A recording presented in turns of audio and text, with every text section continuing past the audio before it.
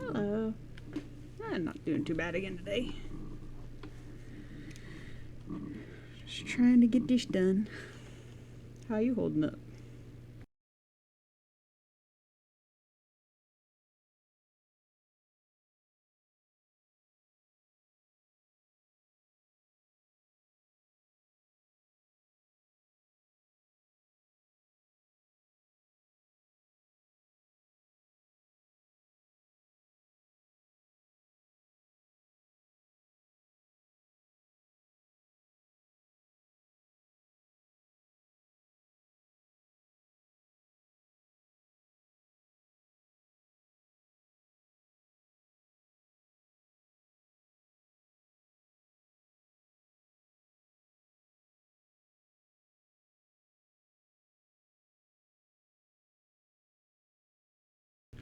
That's always good. What else did I do? At the moment, just trying to finish up the shading of it. I'm still kind of in the medium parts of the shading. I gotta do... Once I get kind of like the middle ground of all the shading done, I usually go back in and do... like go over the darkest parts again, just to kind of get that extra depth. And then I go in and do the couple of highlights, and then it should be done, unless I want to add any effects or anything on it, which I'm not sure yet. This was kind of one of those just doodle at the moment things from last time, so I'm not entirely sure if I'm going to add some fun effects to it yet. Medium shading is kind of like, for me it's kind of like the mid-ground of like the, I guess the darkness scale. So like what I have right here is kind of the medium, or what I would consider like the medium level. And then, let's see. And then I would usually pick, let me save this color just so I don't forget which one I had. And then I'd usually pick like a slightly darker one, maybe a little bit different hue. That looks like it'd be good. And then I would just go in for some of the spots that really don't get much light, like in there maybe. Or like in here. Just do those like really dark spots. Medium's just kind of like your overall base shading, I guess is what I would consider it. I know there's probably official terms for all this stuff, but I'm terrible at remembering any of those.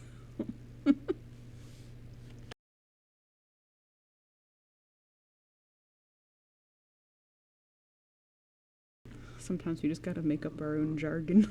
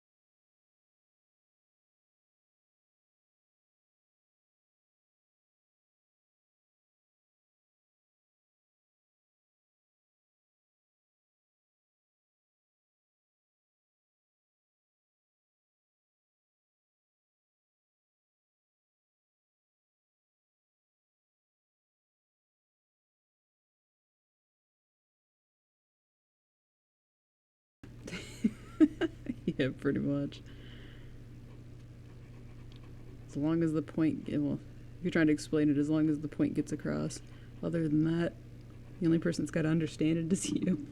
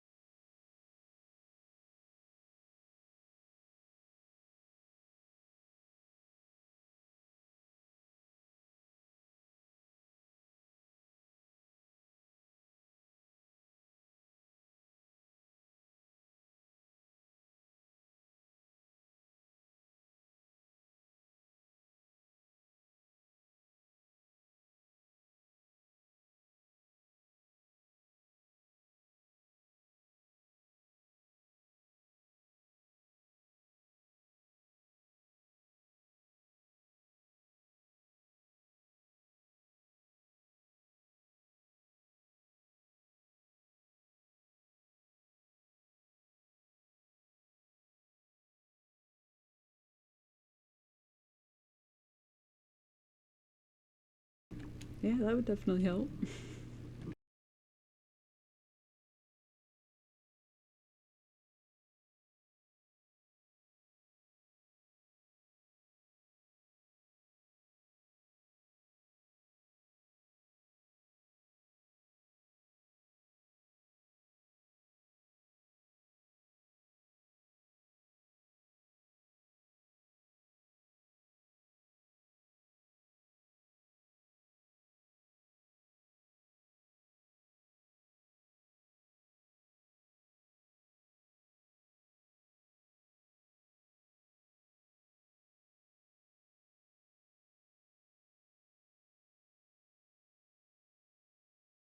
Oh, yeah.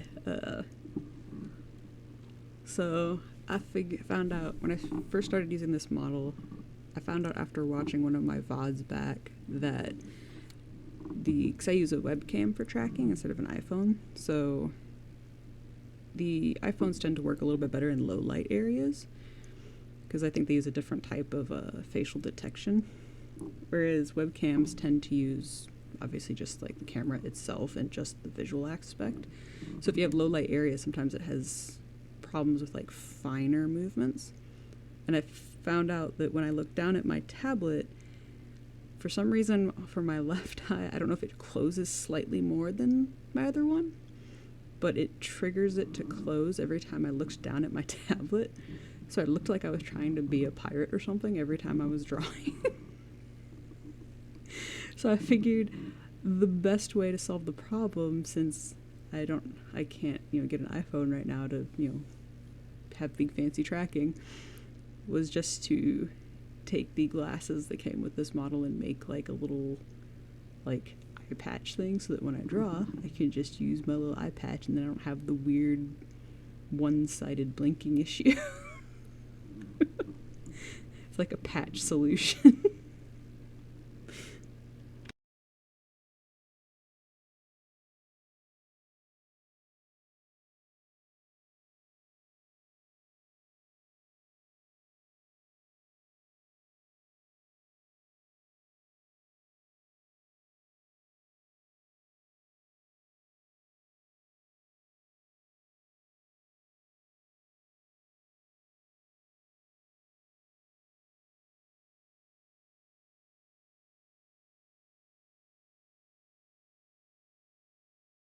And when I was thinking about it later, I figured I could make it a lore thing eventually.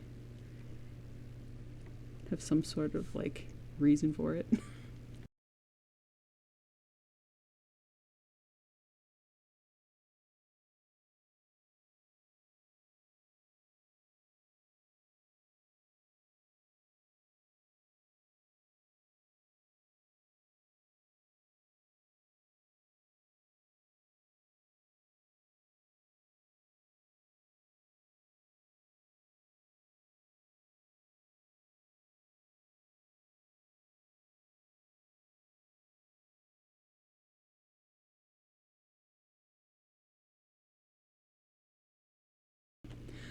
From what I understand, the face tracking that's like VTube Studio and VBridger and stuff use, I think it started being implemented around like 11 or 12, like series, I think. And I've looked at a few like refurbished ones, and I can almost afford it. It's just it's hard for me to justify getting it when I've kind of just started, like using the model and streaming and stuff.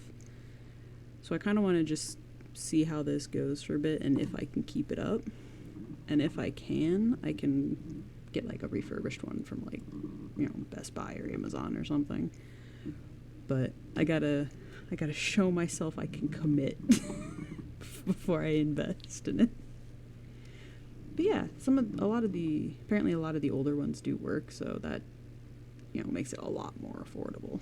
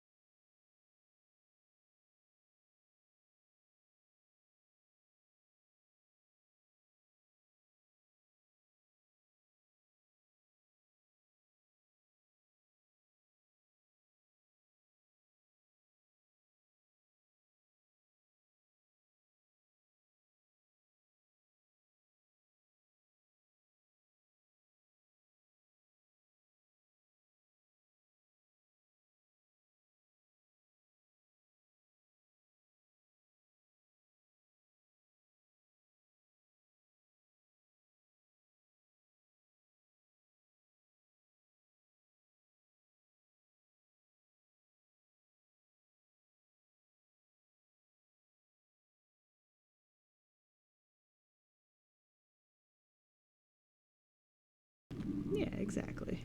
I like to try and,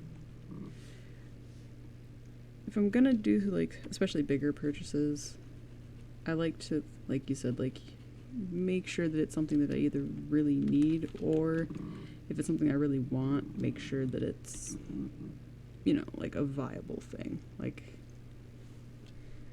it's silly to get something and then never use it. So hopefully though, I can stay consistent, and then I'll worry about that stuff.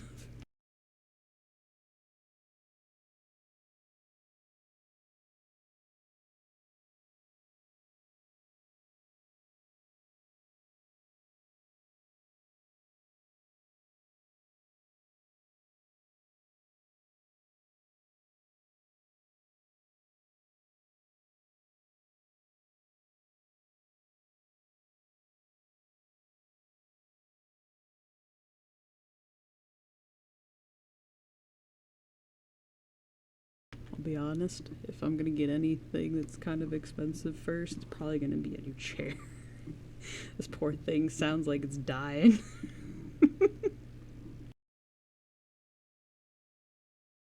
um, I'd probably remove it sometimes. Well, I don't know. I'd probably remove it, but I would probably keep it to use it for other stuff. Like if I ever had either another issue, or like maybe if I do get into playing games or something, if there's like, if it's a shooting game, maybe I'll, or like a first person shooter or something, maybe I'll use it as like a target, like it's my targeting reticule or something. I don't know. Yeah, pretty much just depending on what I'm doing, I think I could still find a good use for it, so it's not like it'll go to waste having like having the item.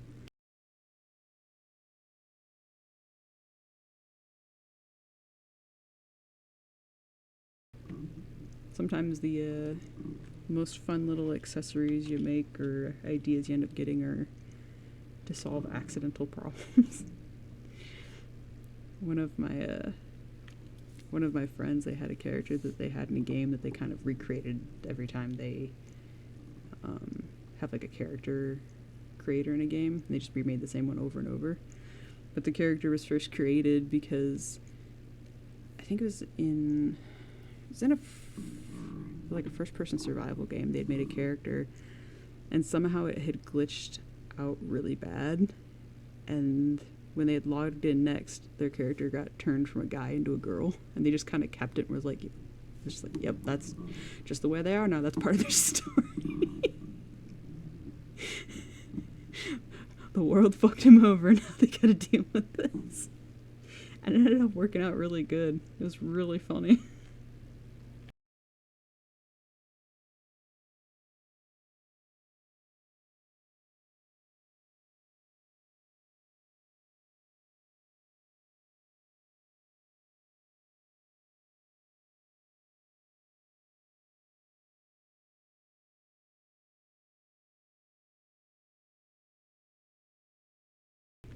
Um, I mean, to be honest, I don't really have a specific one per se.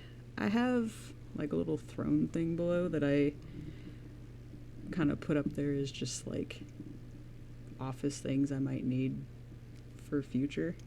And I just tried to find one that was like not super expensive, but that also looked like it might last a couple years.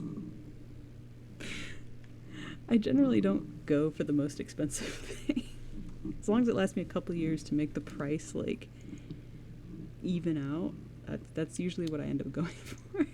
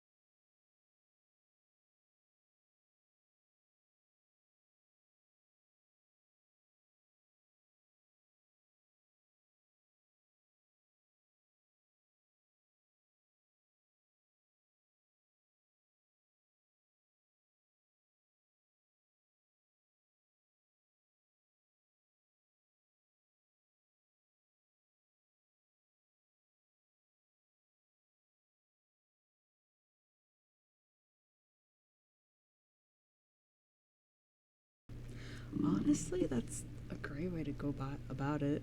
Like speaking of like the chair in particular, this one, it's, so the original chair I had has lasted me, goodness, probably like 8 years, maybe a little bit longer. And then just recently I had to, it was the, like the metal base part that has like the wheels and everything on it that started going. The like base plates just started to bend a bit because it had been so long and been through moves and everything else. So it had started to bend and it just, you could tell it was prepping to break. So I just took the actual chair part off, found like a substitute base where the chair for that one, like the actual seat part of it was all beat up, but the base of it was fine. And just thankfully, like the plate was still about the right size, so just kind of Frankensteined it together, and it's been working for about 2 years like that, so it's held up pretty all right. I've definitely gotten some extra mileage out of it.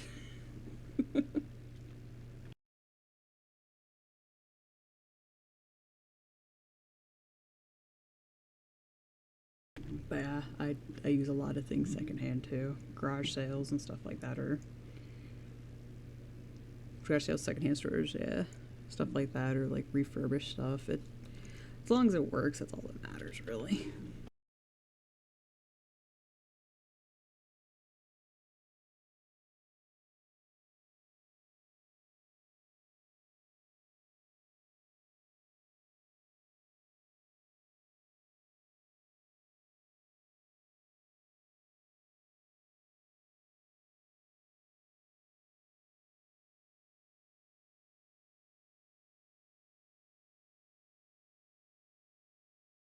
I figure, especially when it comes to like furniture stuff mostly, but you can always fix up from, well, not always, but for the most part you can fix up or paint or replace parts on stuff maybe that just needs a little bit of work, and then it works just as good as something new.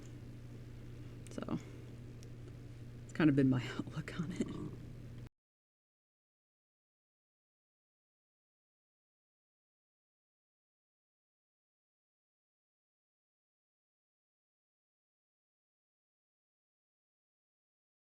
Handheld game? What game?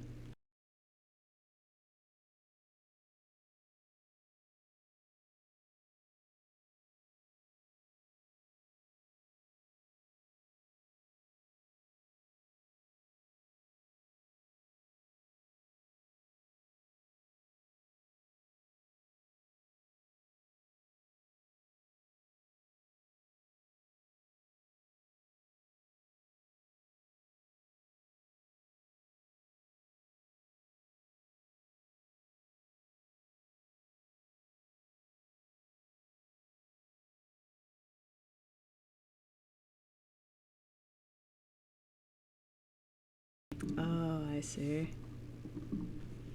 Yeah, I feel like those would probably be fairly easy to find. Actually, some of the older ones might be harder to find.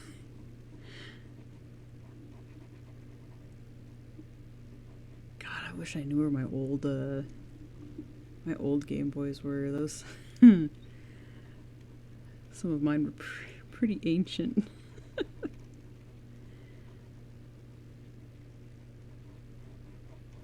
The amount of car rides that those things fucking went on.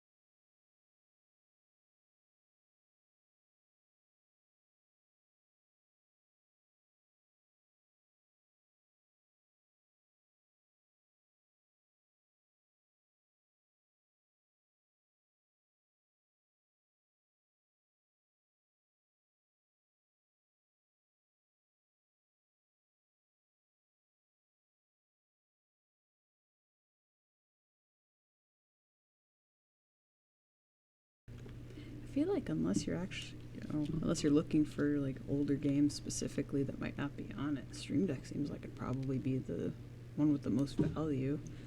At least if you have a big library already, I guess. I've debated it, but I don't really go out enough to need one, so I never really felt the need for it, but I have a few friends that really like them.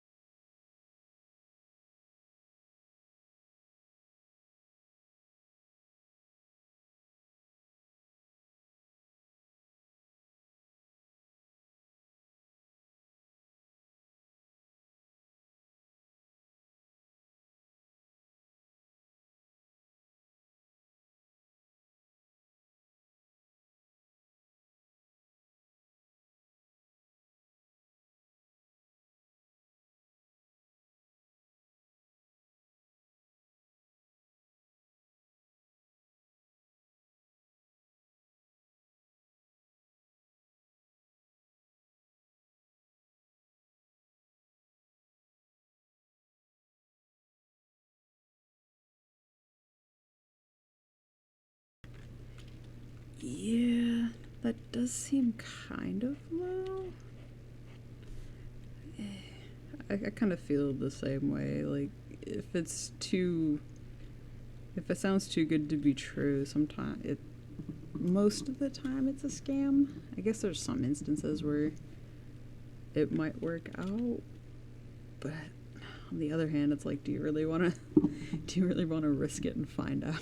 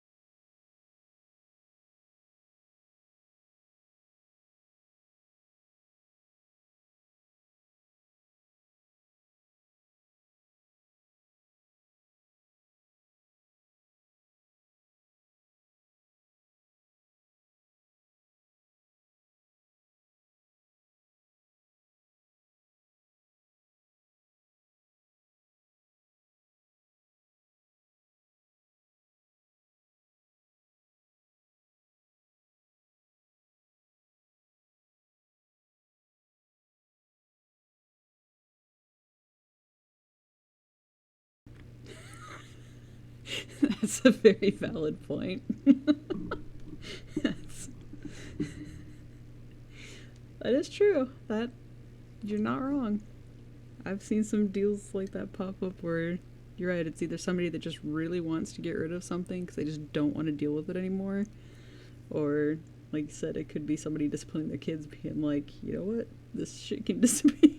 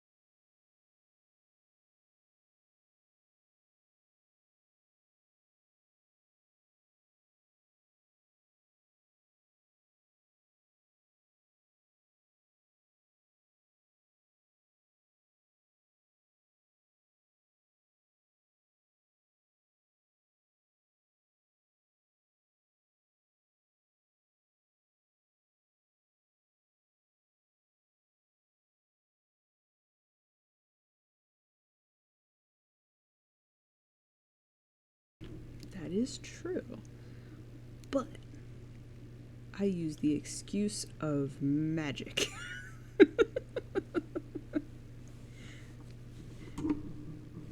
That is true. That is a good point. They do generally tell you to not close one eye, because I would assume because it kind of, because having both open, you know, triangulates better, like center stuff better, I'm assuming.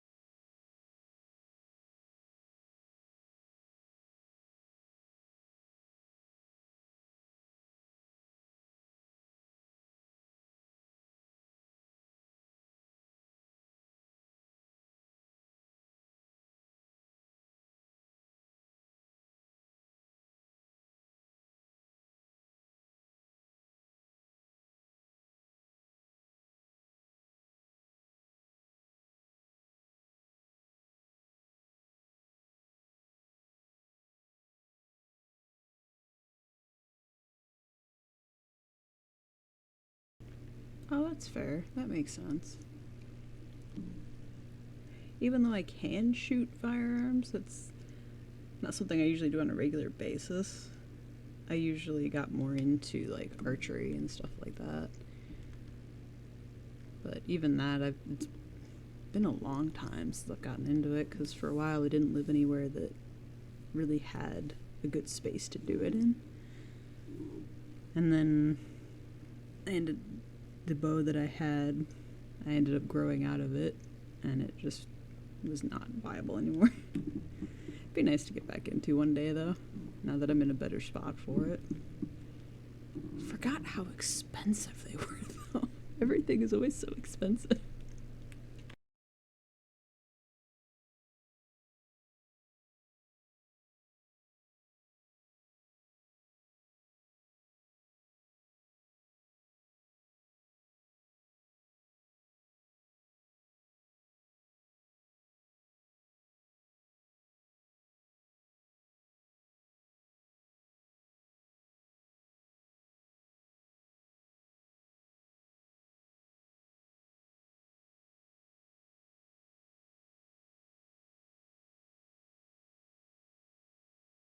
I just used a compound bow.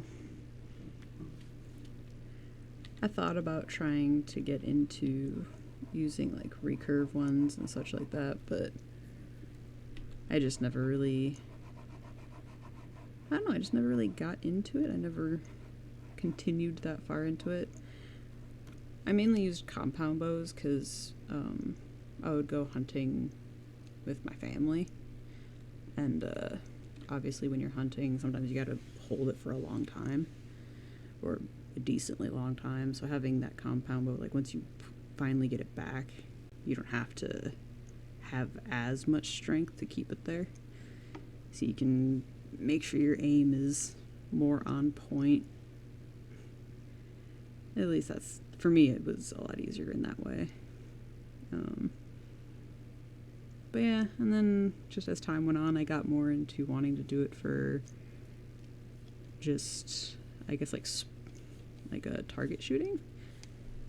But like I said, ended up moving, and the space that I had didn't really work for it anymore, so just ended up falling away.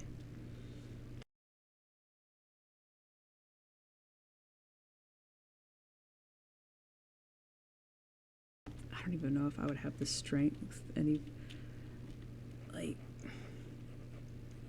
even the compound one I had, I was so much stronger back then because of using it so much. I don't even know if I could even pull like the pound pressure that I had on it now. I'd have to do some building up in my arms again.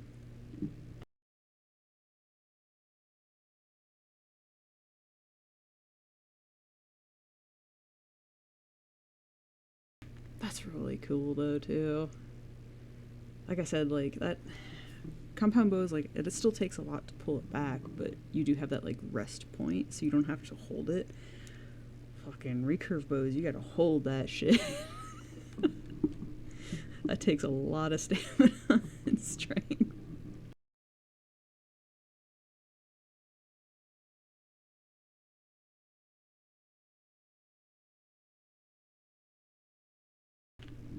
Hello.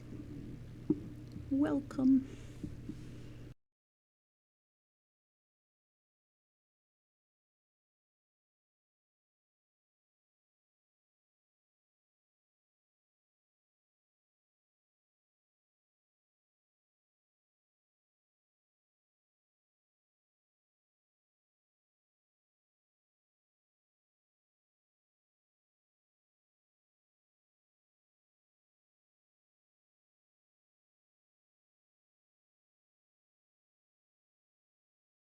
Yeah, my family's really outdoorsy too, so I get that. I mean, I'm not too bad. Trying to finish up a little Halloween doodle that I started last time, and then probably gonna move on to coloring a fan art if I can finish this before my usual time is up. How are you doing today? Hopefully well.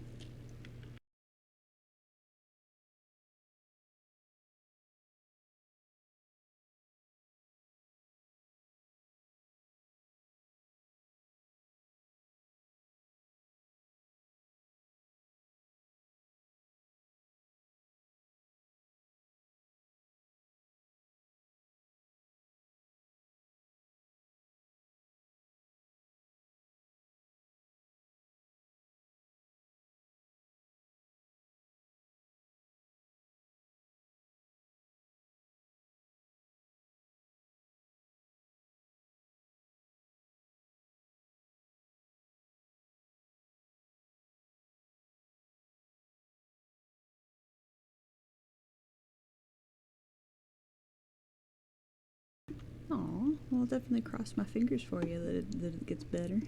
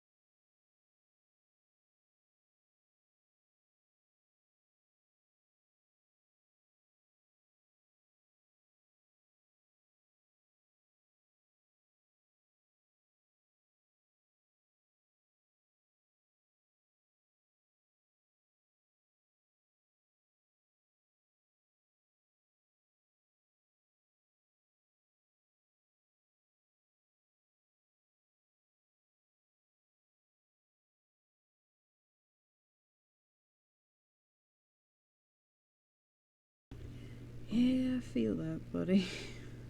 I, like I said, I'll keep my fingers crossed for you. There's always another day.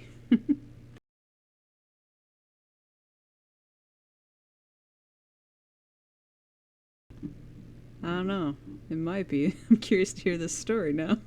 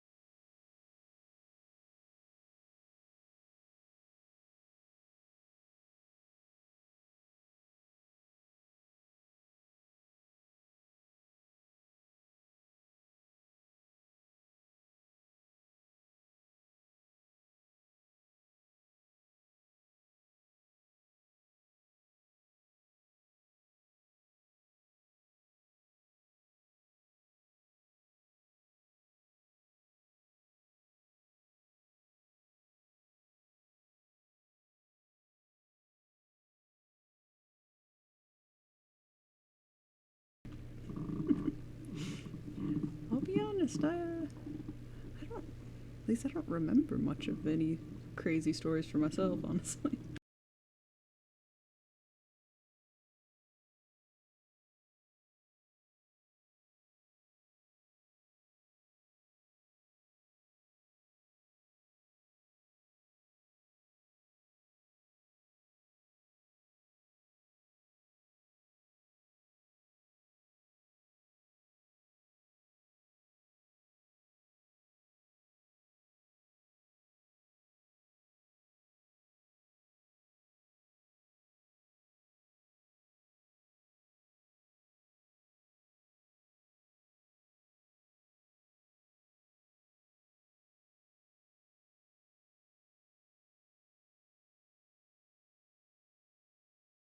Oh, I feel like this is already gonna have a bad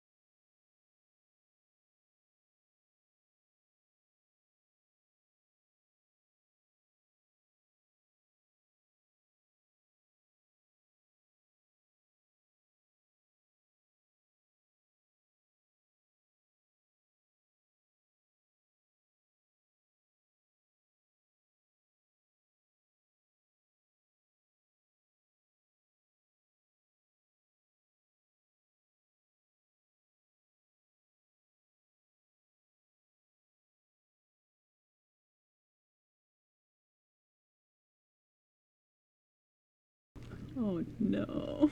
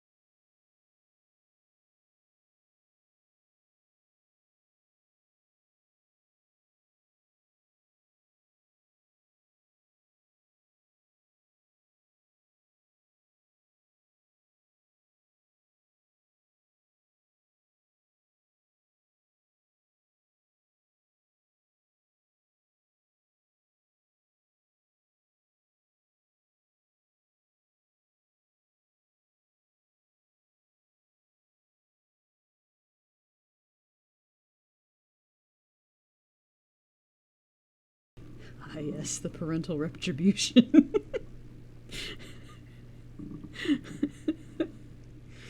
I'm sure she loved that.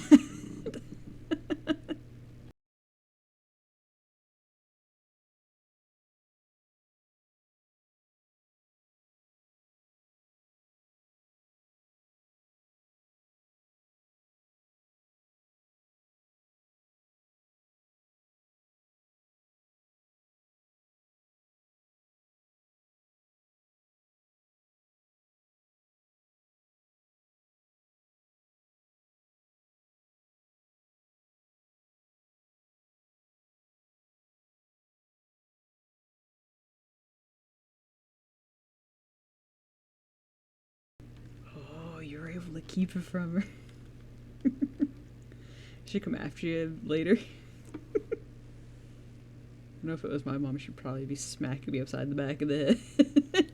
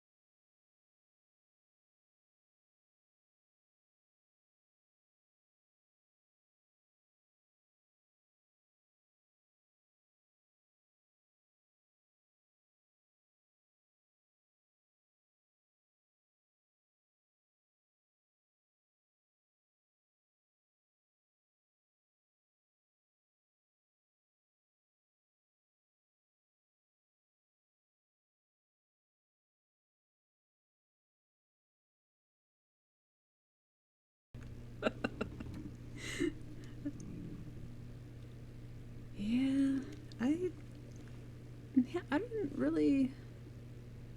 when I was a kid, I had a lot of moments of, like, playing pretend and, like, you know, using imagination, but I don't remember ever getting hurt that often, though. I think the only big memory I have of something actually, like, causing big injury was when I was out with my dad one time putting up tree stands for deer hunting, and I had to go back to the truck for something, and on the way back, I must have, like, either kicked a wasp or, like, partially stepped on it or something, but that fucker got pissed. He chased me all the way back to the truck, and then once I got to the truck, it was like flying around my head, got stuck in my hair, and then just stung me like 6 times in the forehead. And I'd gotten to a point where I was like leaning against the truck, and I was probably only like 10 at the time as well, so like just a fucking kid. I'm like leaning against the truck with this thing like stuck in my hair, and it couldn't get me anymore, but I couldn't move. And I had to wait there for like a half an hour until he came back to the truck like, where have you been? Just like, get it out of my hair. Fucking save me, please. Thankfully, it didn't, I'm not one of those people that like swell up really bad from bee stings or wasp stings, so that was good. Because otherwise my forehead probably would have looked like I had a tumor.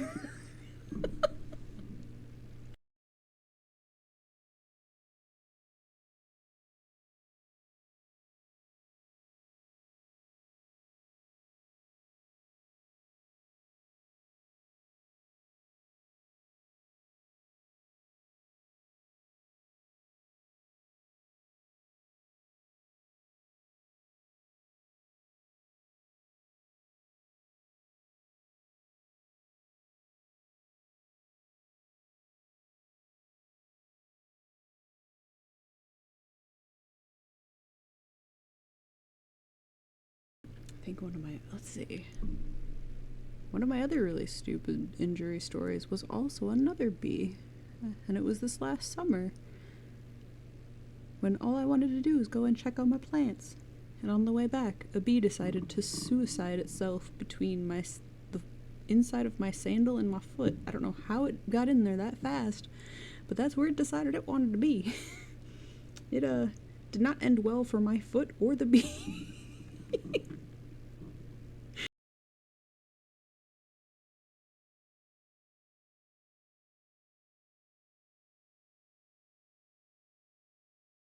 Yeah, I guess maybe I was just lucky. I just never got hurt from roughhousing. But hey, I mean, it makes for fun stories, though. As long as nothing super bad happened, it can make for some fun stories.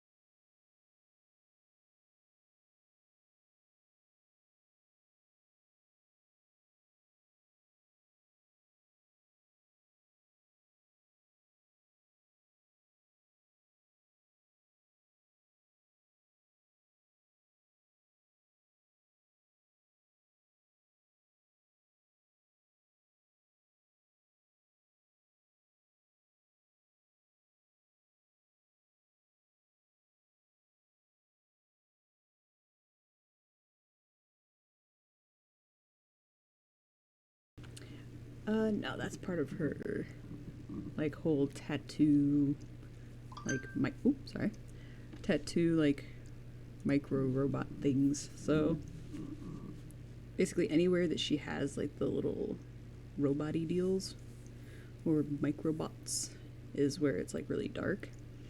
So underneath the like little shirt collar she has there, there's like another tattoo there as well. But basically those are the spots that she can like move around and make different shaped tattoos or just leave them where they are. But for the most part, when she's not doing anything with it, they just kind of rest from like her fingertips up to about her elbows, and that's just kind of where they stay stored basically.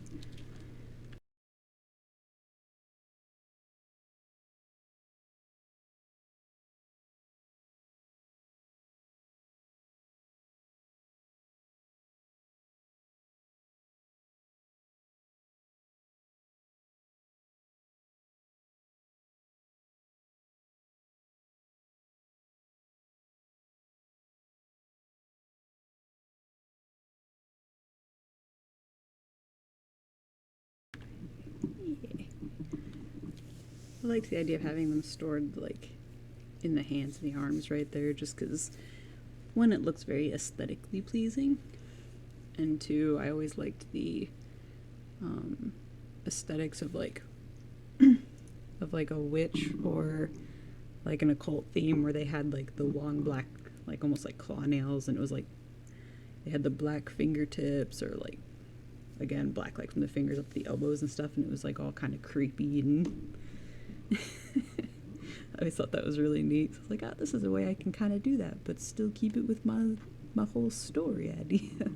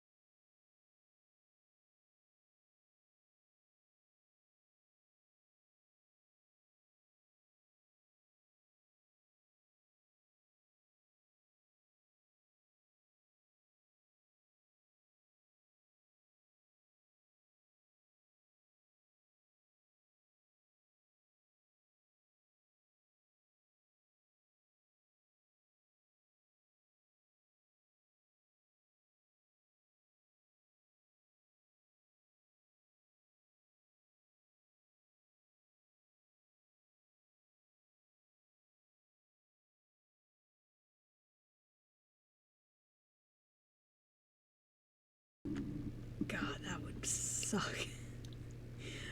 I know there's some people that get those they get like the veneers that are like kind of vampire-ish length. You know that they have to at some point go to accidentally bite their tongue and damn near stab through it. I can't imagine that would never happen.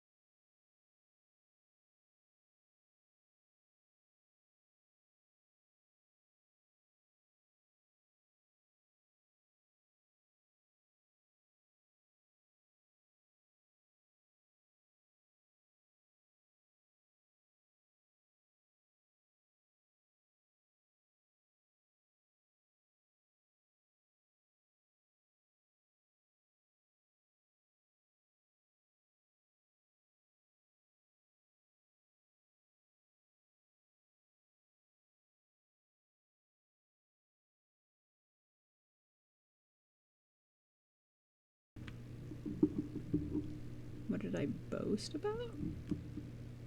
I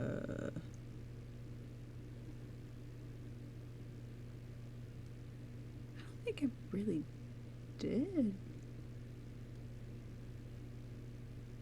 I don't think I really did, honestly. When I was a kid, I pretty much just, for the most part, kept to myself. Like, I didn't really have a lot of, like, friends that would come over type thing. Like, I knew people at school, but I never really extended beyond that.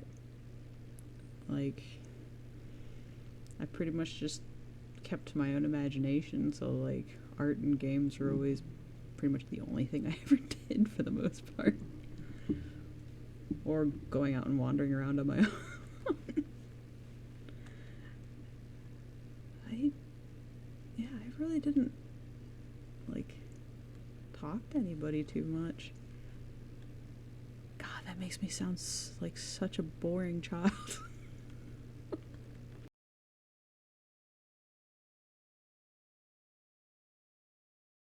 Just sat there living in my own head 90% of the time.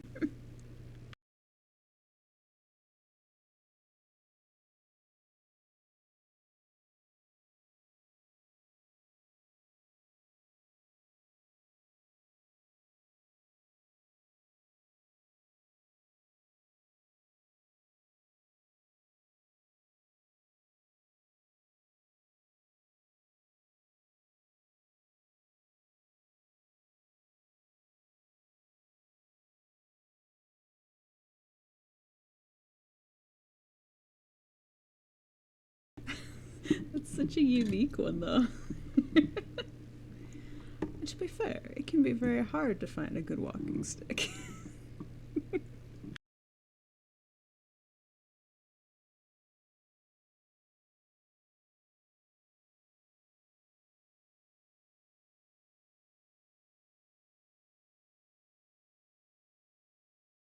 I mean, I guess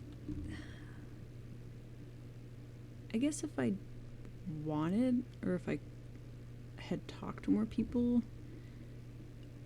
I probably would have, like, it probably would have been something like finding really cool, like, stones, or I would always dig through some clovers that were out in my family's yard, and I was pretty good at finding, like, the little 4-leaf clover ones, and I'd save them in a book so that I'd have a bunch of lucky clovers. Just, like, I guess finding neat things.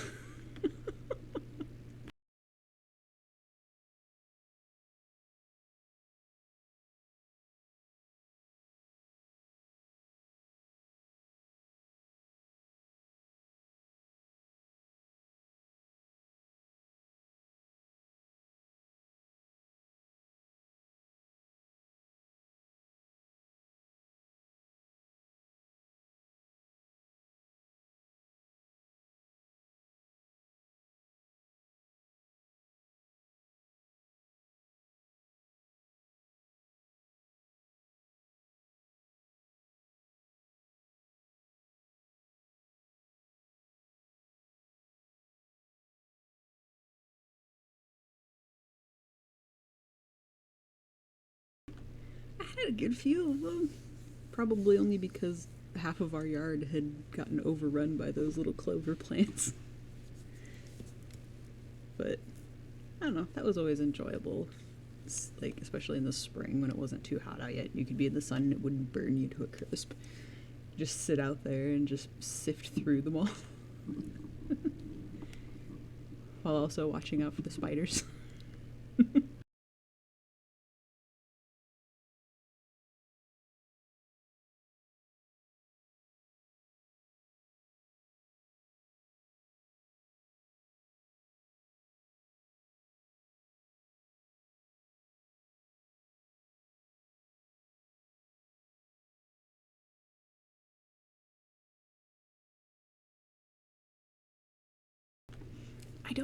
I actually don't really mind spiders.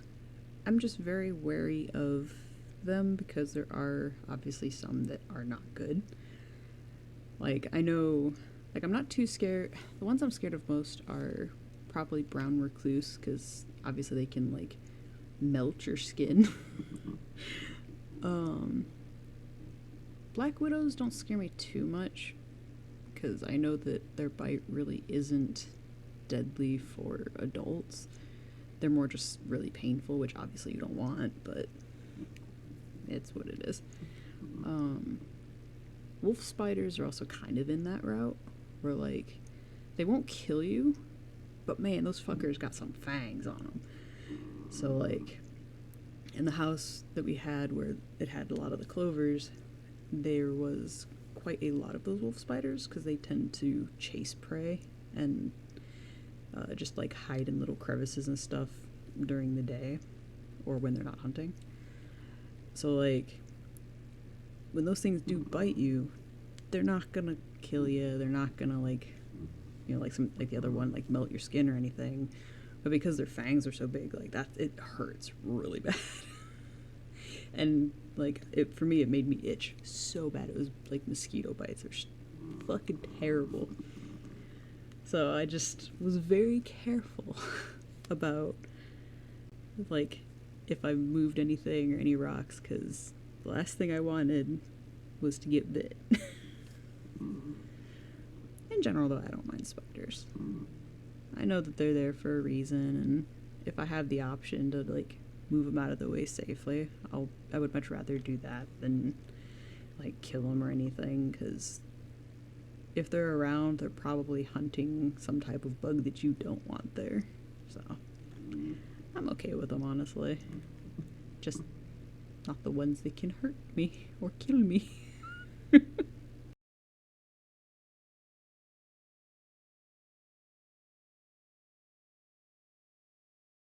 Those ones need to stay outside where they belong.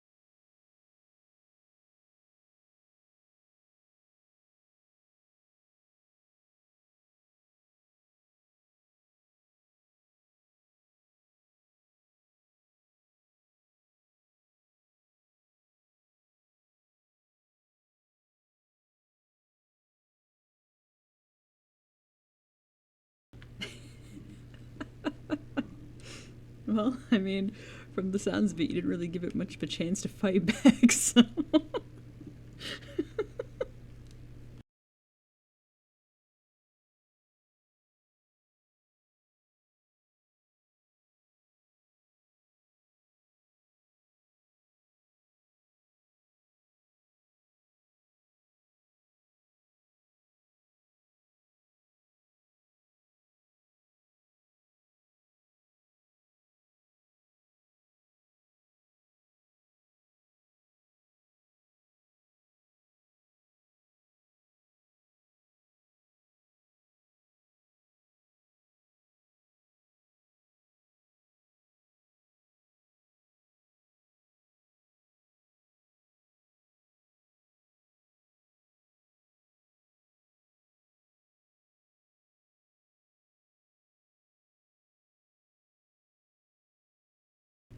Well, I mean, at least they're not endangered or anything.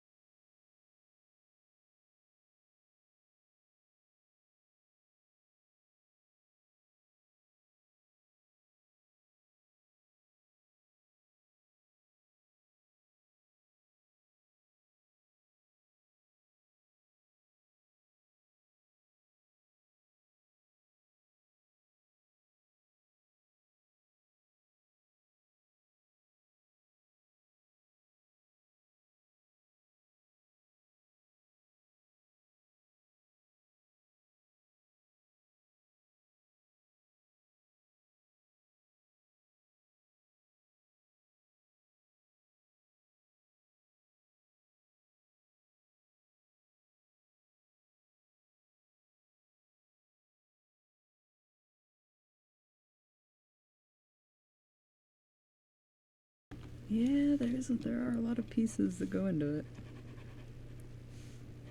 It's one of the reasons why I like art stream, like personally why I like watching other people's streams, is you can seeing how much work goes into it, being able to appreciate it's really nice.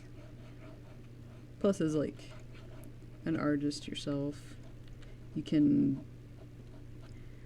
a lot of times you can learn from other people's processes. Sometimes they have an idea of how to do something that's a little bit easier than what you do, or it inspires like a way for you to do stuff.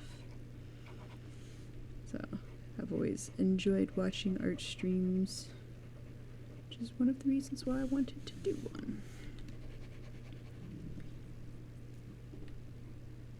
I also follow a lot of artists on just about everything.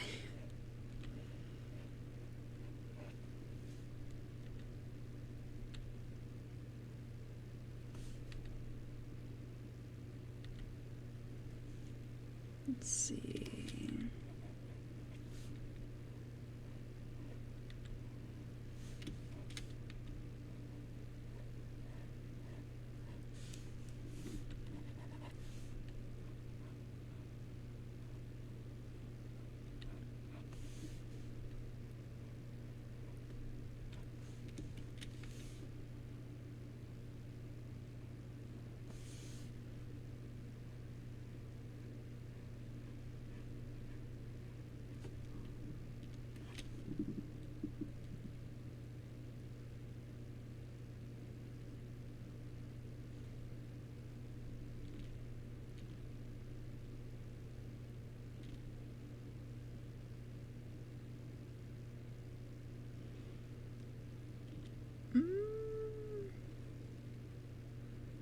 how, still like from how long ago? Like, what, like how far past?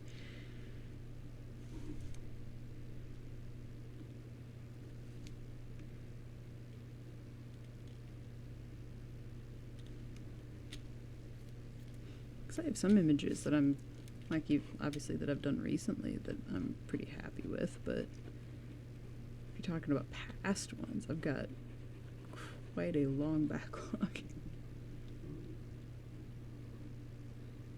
Hello there. I'm doing alright. Just toddling along. How you doing? Well, I hope.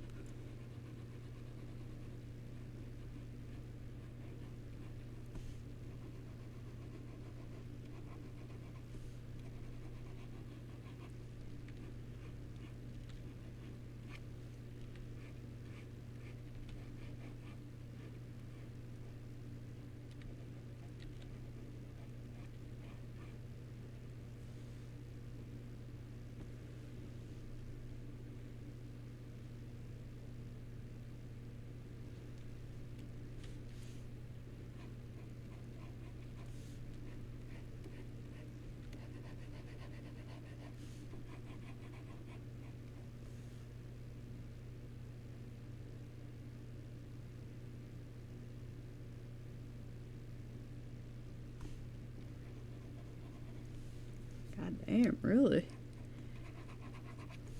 Gotta say, I haven't followed manga in a long time. From what I remember, though, that's gotta be a lot of sales.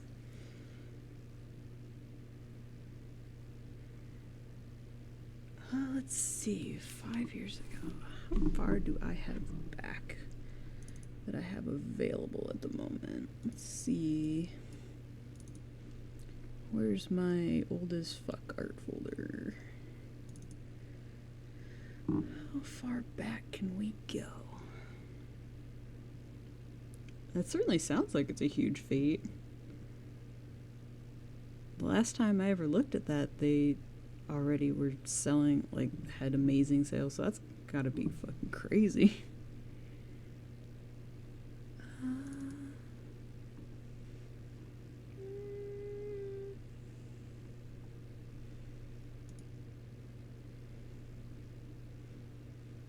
Let's see.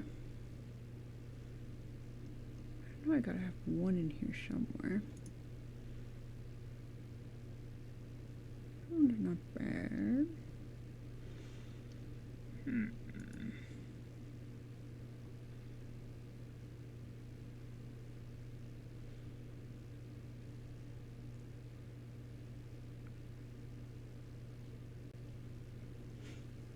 I'll admit, even though I haven't read or seen any of it, I do obviously see the characters and such around a lot, and it does look really cool.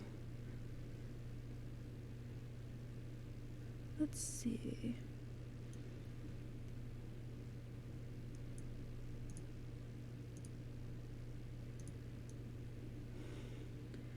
I guess this would be one that's from, gosh, how long ago was this one? 2017, it looks like on here. That one I'm still pretty proud of. The coloring could definitely be better, but I'm still pretty proud of how the outfit and the proportions came out. I used to watch a lot of anime and read a lot of manga and all that, but then as just time went by, I just, between doing work and all, you know, just life and school and everything else, I just kind of got out of the habit, so there's a lot of missing out that I've done on current series. Yeah. This would be I think this character would probably be a fun one to revisit at some point, because like I said, I am still pretty happy with it. There's obviously some stuff that I would change to make it more cohesive, but it's definitely one of the ones I like quite a bit. Let's see. Do I have any more besides this one?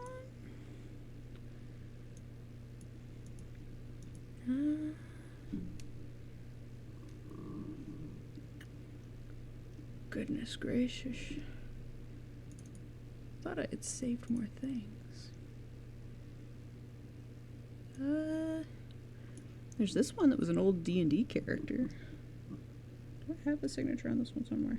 There it is. That's a year later. That's 2018. That's a character that I have drawn sort of recently, but I ended up not saving it because it was... well, it didn't quite come out the way I wanted it to. But, yeah. That one wasn't too bad. That was a fun character to play in a session. I got to make her be very sassy and kind of an asshole.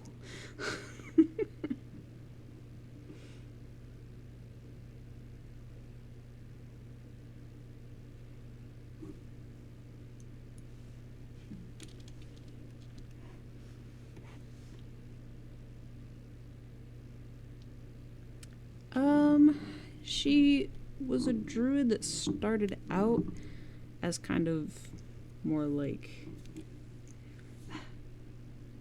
she was kind of complicated, so she had a lot of like damage abilities, but I did throw in a few like kind of crowd control, healy assistance type things, but for the most part, she generally saved those and was just an asshole about using them, and would only use them when she absolutely had to, because she loved to watch everybody else flounder for a while before actually doing anything.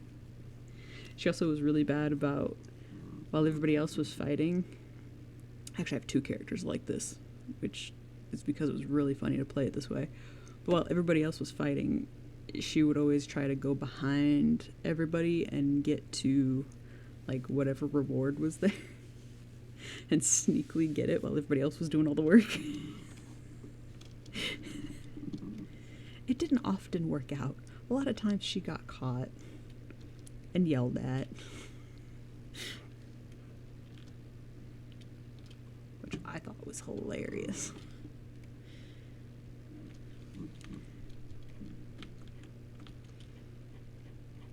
Thankfully, the friends that I was playing with did not mind me playing such an annoying character.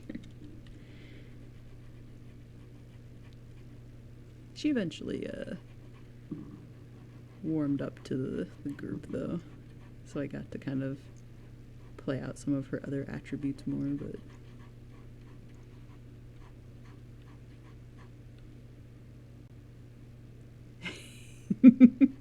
yeah, she's just, you know, it's just safekeeping.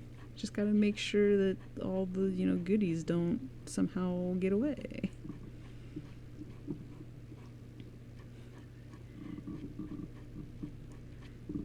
My other character that was kind of had that same habit in another game was like she was kind of like a witch type character, but she was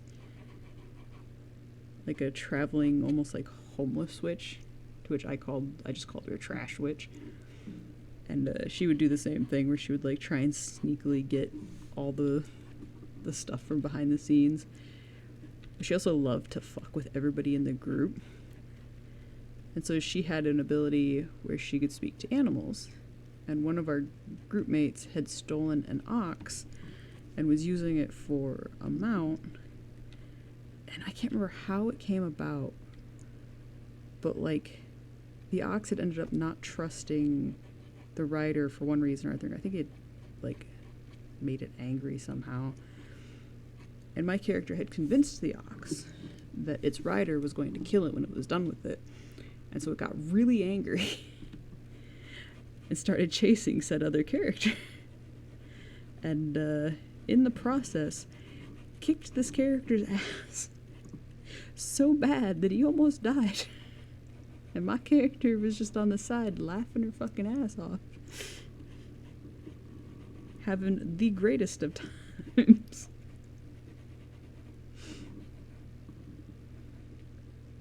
In that same game, she also convinced one of the super good, like, paladin-esque characters to steal an entire cart of bakery goods for one reason or another. Can't even remember how I managed to do it. And by doing that, she broke her code and ended up becoming like a, what was it, like a fallen paladin or something, whatever it's called. Completely fucked up her day.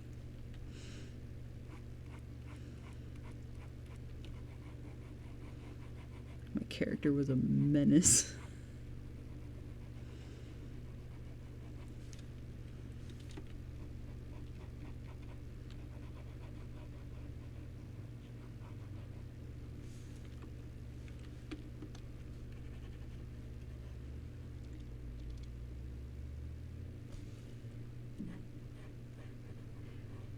A lot of them were quite a lot of fun.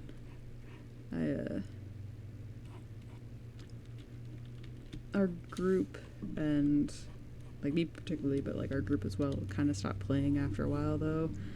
I mainly kind of stopped getting into it because some of the, like, not super close friend members, but just people that we had involved with it, started getting a little bit too, bringing in real life stuff into game characters, and it was a little bit awkward. So I kind of avoided it a little bit after that.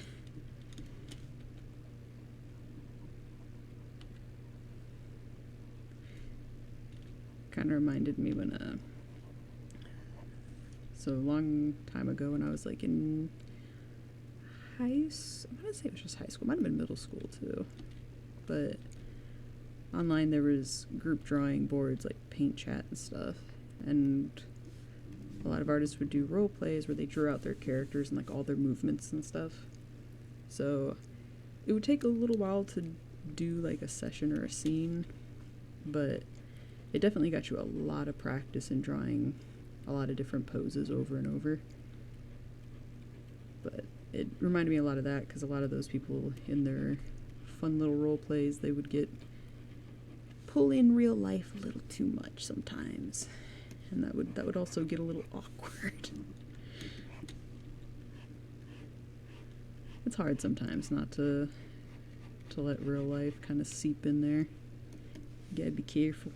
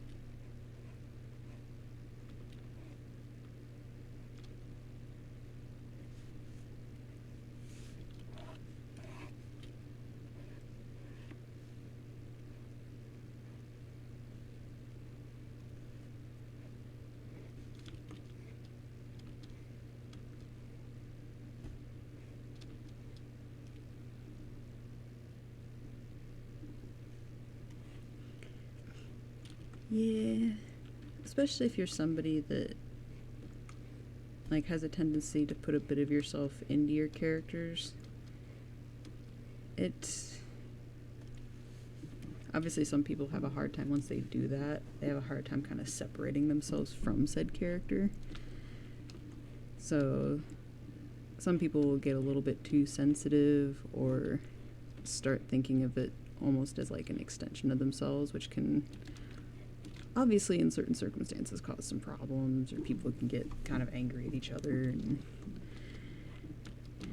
you really gotta kind of keep in mind that, you know, it is just a character. It's not, nobody's actually, you know, angry at you, nobody.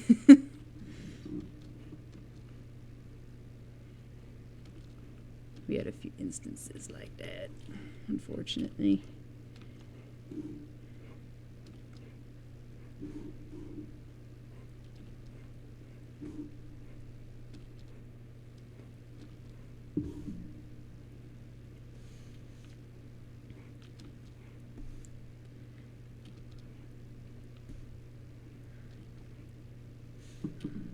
On one hand, I want to say it would happen more with younger folks, but anymore, I feel like it could happen with just about anybody.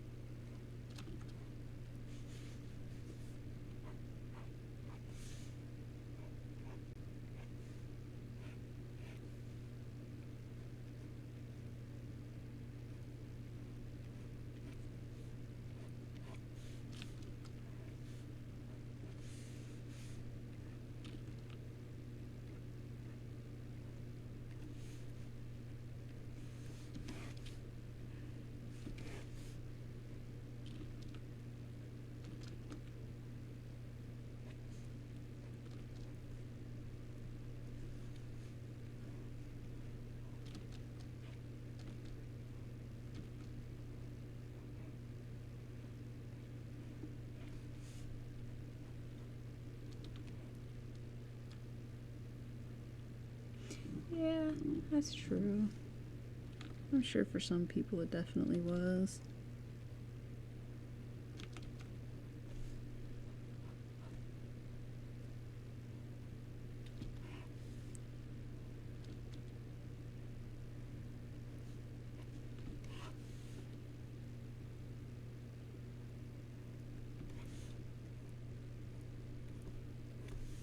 Let's see here.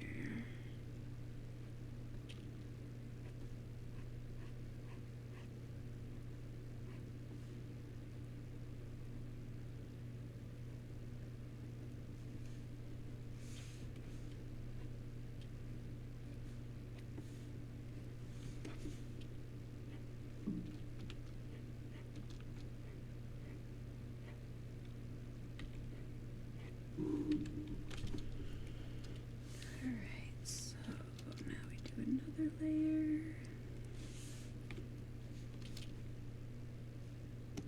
Get our hair highlights.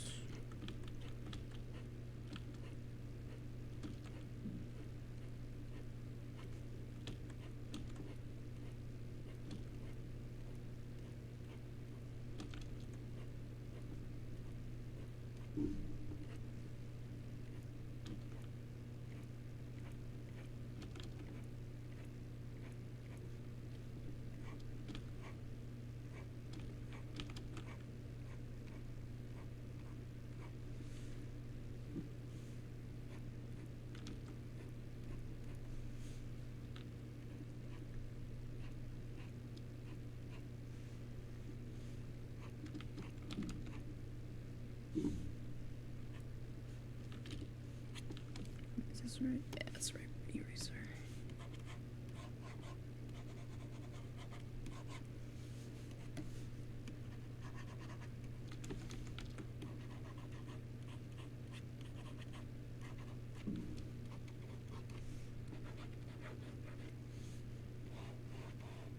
That needs to be bigger.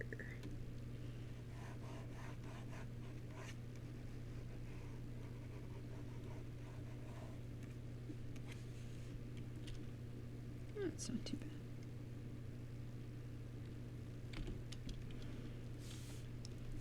Alright, now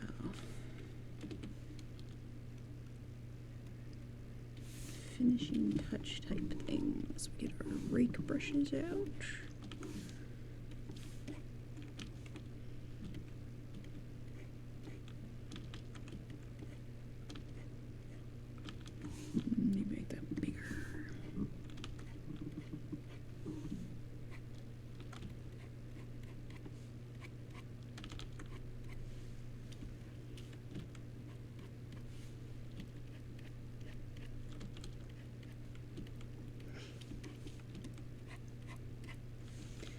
some texture in here.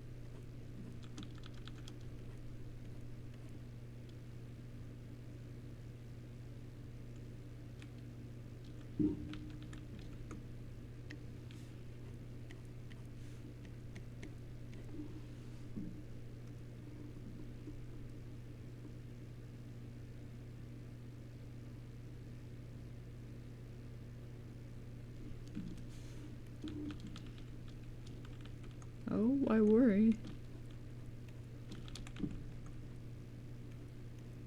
Man, I wish I had a fast metabolism. That'd be great.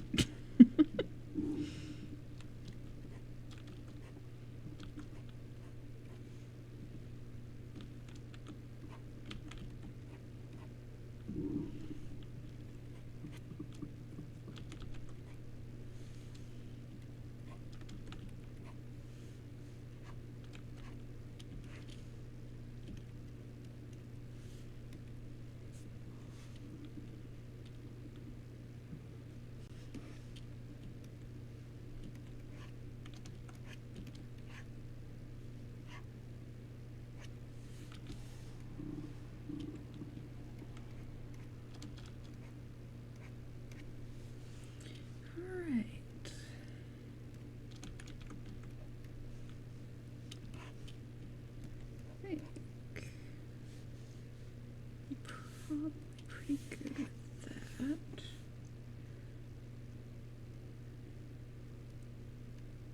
Can hide that one.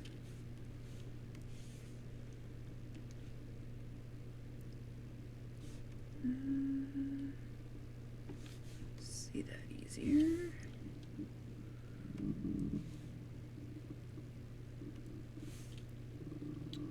Now, are there any other effects we want to do?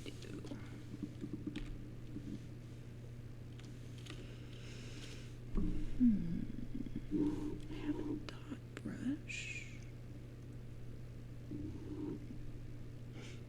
Thank you.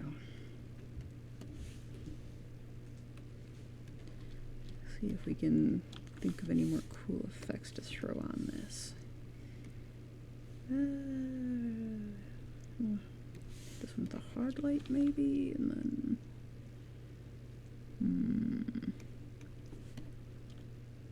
yeah, that's a little too purple. That one might work. Like, that could be interesting. Let's show this back like that, and then that's a little bit small.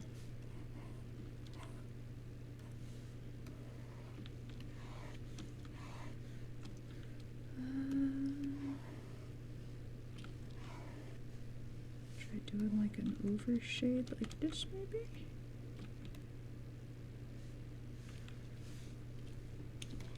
Maybe a little bit of it up here.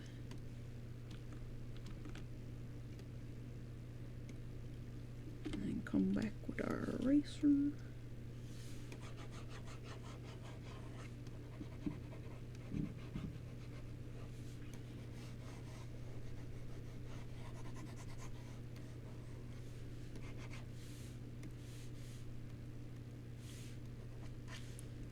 Thin that out a bit.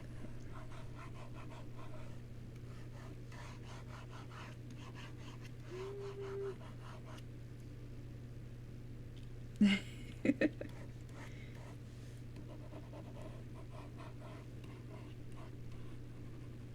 thought a few times about trying to make shirt designs, but it's one of those things I don't want to commit to it until I know I can actually afford to make them. Because more than likely, if I drew the designs and then didn't get to use them for a while, I'd probably go back and not like them anymore. This one isn't too bad, though. I'll probably try to use this for something or other. I'm not entirely sure what yet, but I'm sure I'll find some reason. Oh, I forgot to do highlight here. Oh, I should do it that way. Do I have maybe soft drink? Yeah, that might work. Just want to give like a little bit of a rough shine, even though pumpkins are pretty smooth.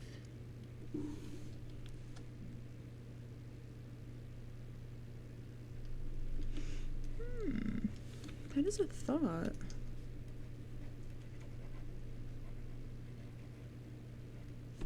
I could use it for that. I wonder if there's a way that I could animate it somehow. I'm not great at animating, but I can do simple stuff. Like I could probably make maybe like the pumpkin's eyes move, or I could make it glow inside the pumpkin a little bit. That could work.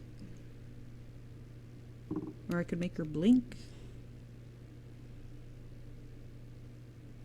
I like the idea of making the ears move, but that might be... I don't know if I can do that effectively and have it look particularly nice. I should use just keep the shines as shiny as possible. There we go. Alright, and then we gotta find my writing brush. Now I'll put it over here. That one's too big. That's about right.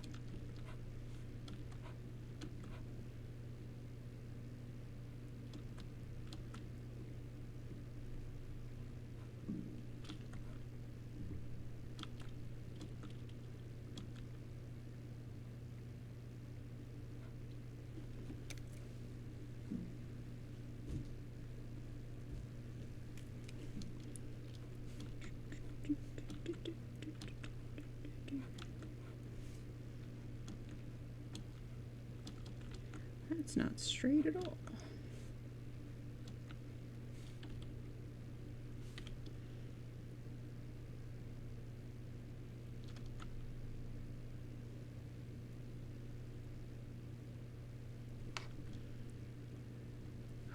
Here pretty soon I'm gonna have to be writing 26 instead of 25.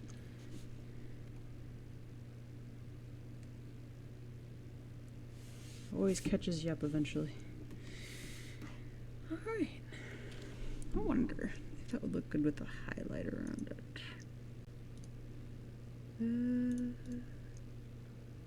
Duplicate the base layer. And then... did I make this clean enough?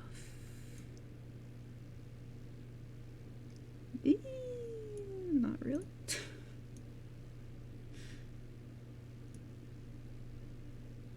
I take that back. It's not too bad.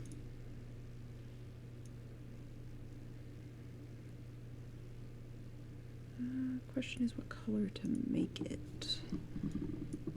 Yeah, red's a bit much. If I just did darker. Could look for like a blue. No.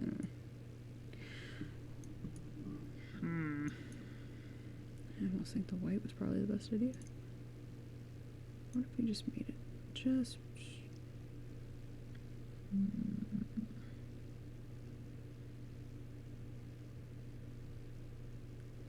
What if we made it big-ish, but then rasterize that? What if we blur it?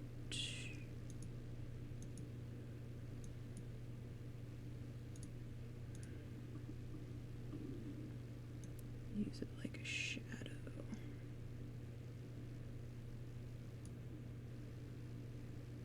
It makes it pop out a little bit, at least for posting purposes. Oops. And then we'll crop her down a bit.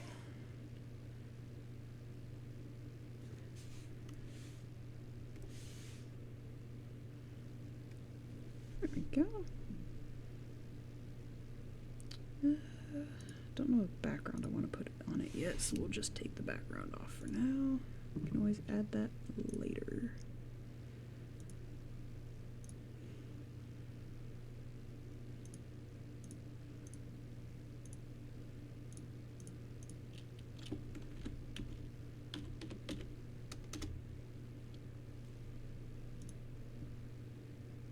Alright.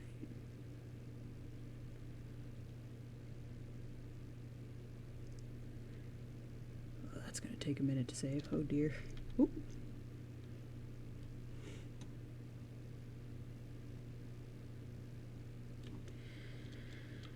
Alright.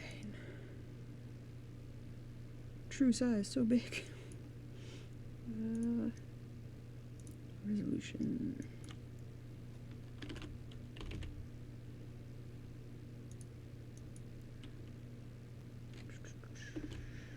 Change that.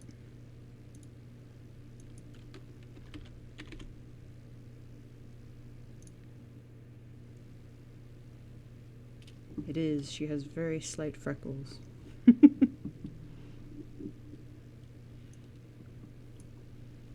Sometimes I make them darker, but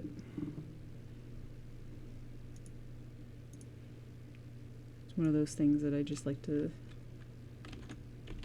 that are there, but like my own, they kind of fluctuate how dark they are sometimes. Although they could, I should make them darker on this one though, because that would be really cute. Let's see, where's my... Make that multiply. Oh wow, forgot to resize that.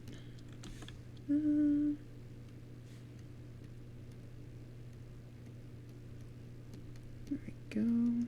Add some back in, and then we'll lighten them very slightly.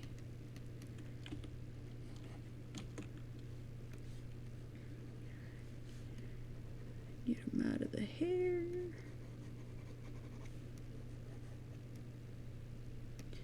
And then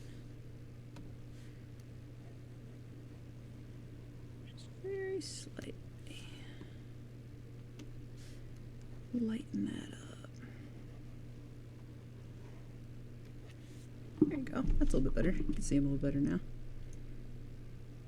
Alright. And we'll save this as the small version.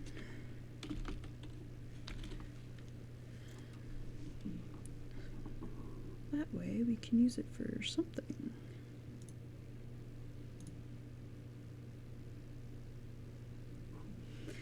Alright.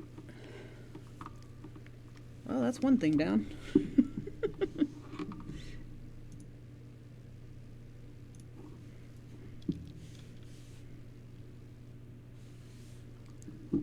Guess I could work on coloring this. I was working on this one earlier today.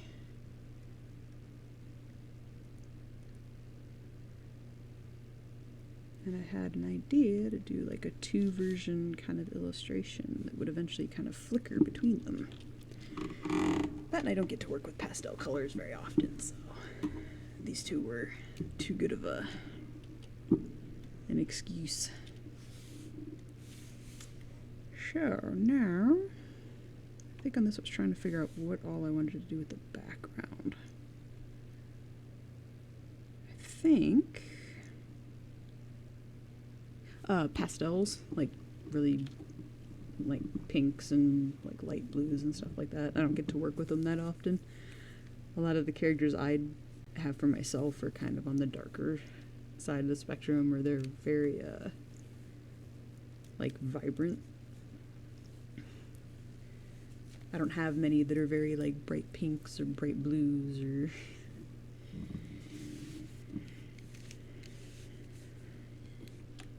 so these guys are kind of a nice little departure. Although, so I have like this cute version like this. My idea is to do another version of this, but be kind of like Halloween horrorified.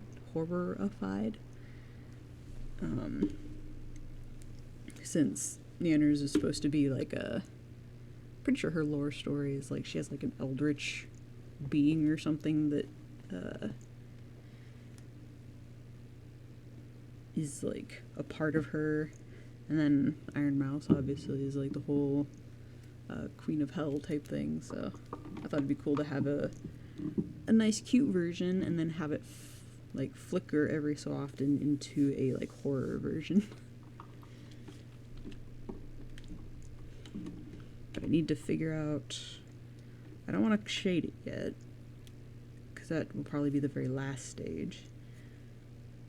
So I need to figure out the rest of the background, because once I figure out the background I'll know how I want that to flicker as well.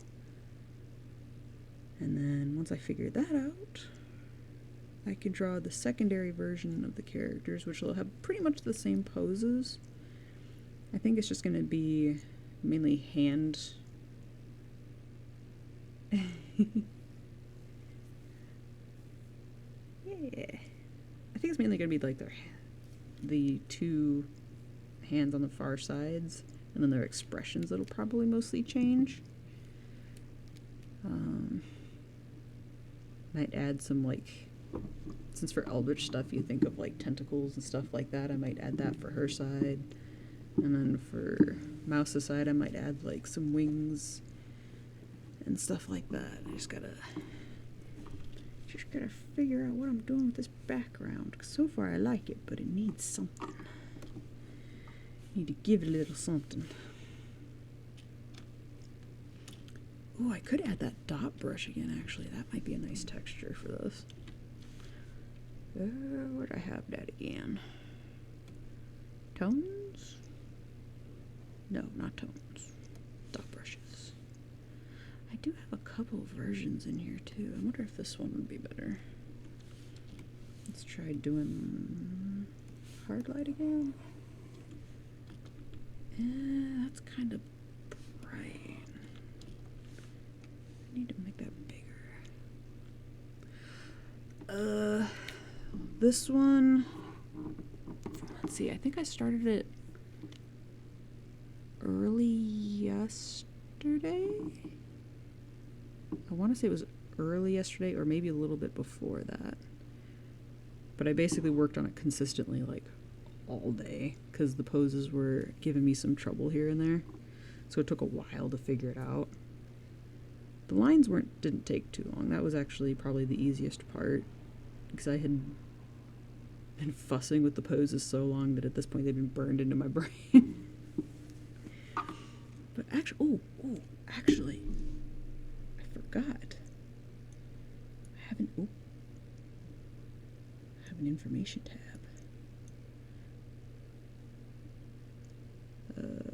Where do I want to put this? We'll put it here. Ah, no, wrong place. There we go. Apparently this file has 11 hours on it so far. If the poses hadn't fought me so much, it probably wouldn't be quite that long.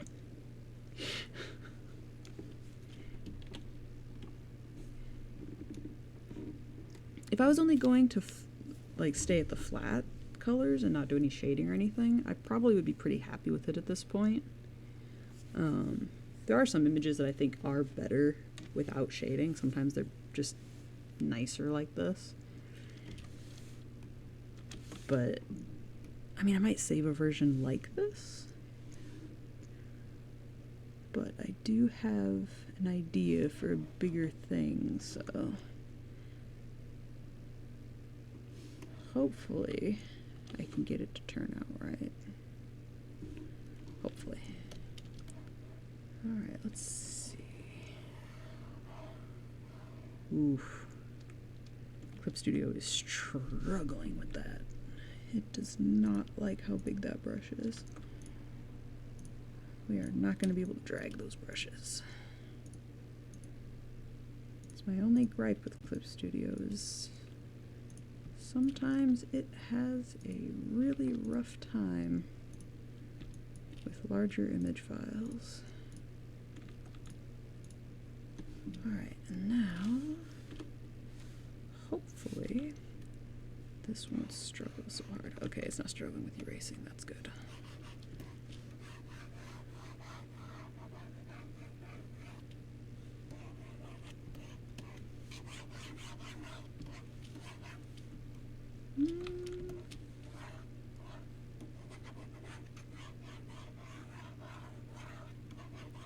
Kind of feel like I want to do more with the text as well, but I'm not sure what I would really do with it.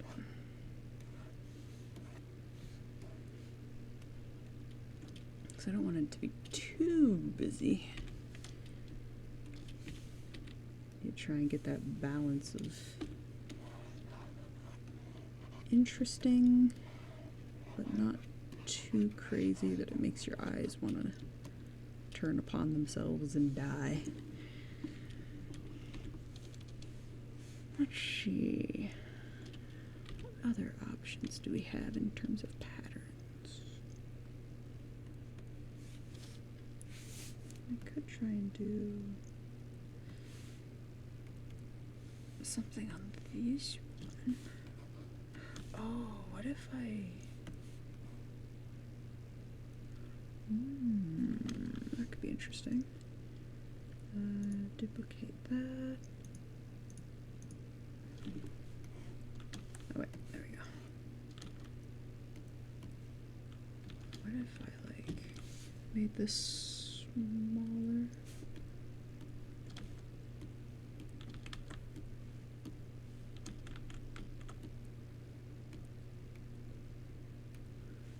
Oh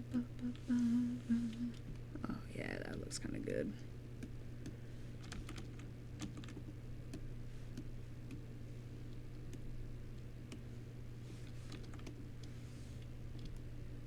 And we'll take the eraser again, kind of blend that a little bit so it's not such a harsh edge.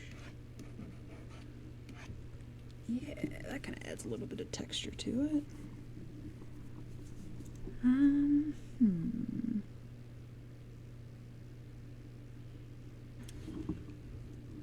should probably do... I definitely need the text to pop out better somehow.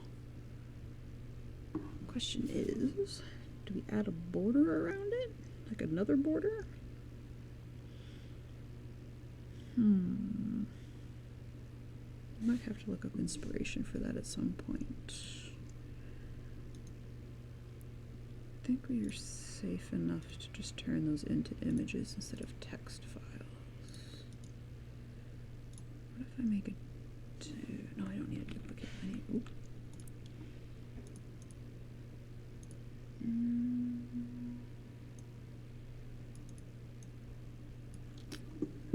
another color border might actually be good.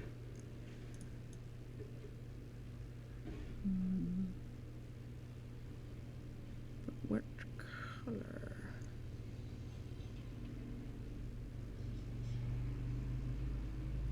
I feel like it takes away from it too much if I make it too... Maybe? Oops.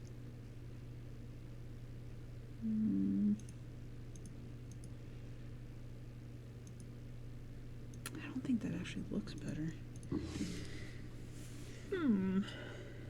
How can we make that pop?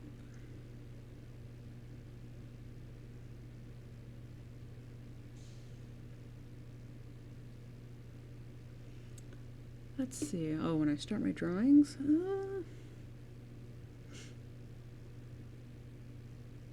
I think the first thing that comes across for me is generally a lot of my things start with obviously like thinking of a character or something that I want to do, but then having like a certain feeling. So like these two obviously are very like IRL are very good friends. And so I had the thought of, you know, them doing like showing that they're good friends and that just kind of like happy feeling, you know, joyful feeling. But then for this one, obviously because it's Halloween and also just their lore and the types of things that they like, there's the other feeling of wanting them of like the flip side that I'm gonna do, where it's, you know, kind of like they're very, very aggressive and dominating, and they're like, you know, like almost like horror creatures that can eat you and kill you and I don't know. Usually it just starts kind of like that with feeling, and then I try to find a good pose that kind of goes along with what my general thought is. So I do a lot of very loose sketching at first. I don't generally have a solid idea right away. I know some people are able to narrow that down really quickly. I am definitely not one of those people. I do a lot of garbage sketches beforehand. Do I have the sketch for this one actually? I think it might still be in this file. Let me turn these off real quick, because I think it's underneath everything somewhere. Nope, not that one. There it is. Oh, we don't have a background for that. Hold on.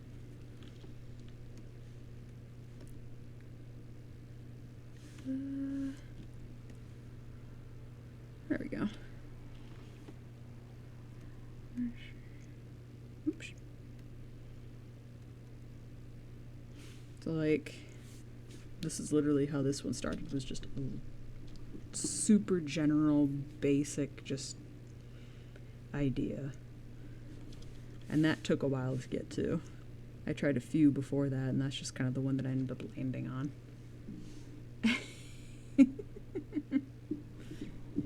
Well, I mean, don't make them mad then, I guess.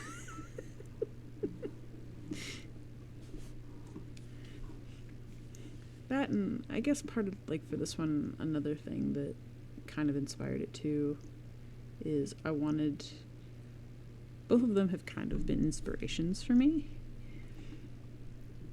Nanners, because she's always been very entertaining to me, and she's always kind of made me laugh. I've watched her videos before,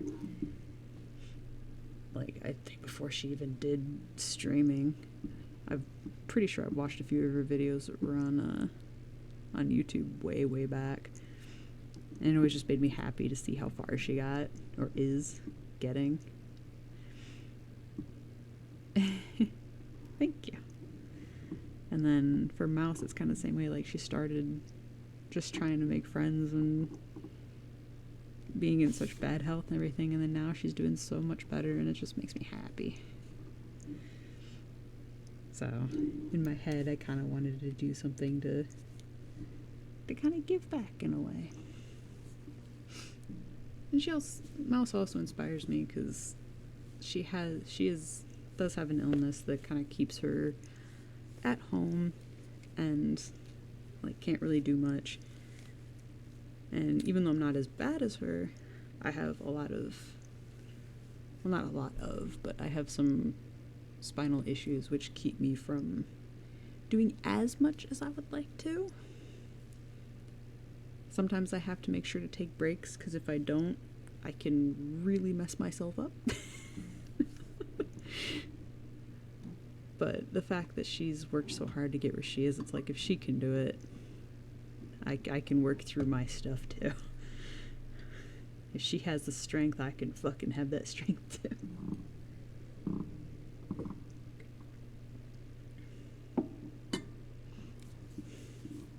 Yeah. And so this was kind of the refined sketch, which it's a little bit light. I guess I lightened it quite a bit, but you can see where I tried to like erase and fix stuff and just kind of haphazardly just fucked around trying to get it all correct. I usually don't use too small of a brush or too detailed of a brush to do my sketches, because a lot of times if you use a brush that's too defined, like, let's see if I can...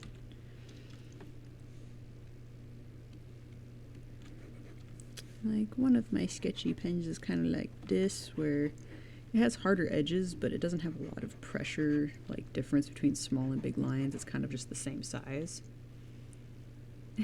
Thank you. It's nice to hear some encouragement. But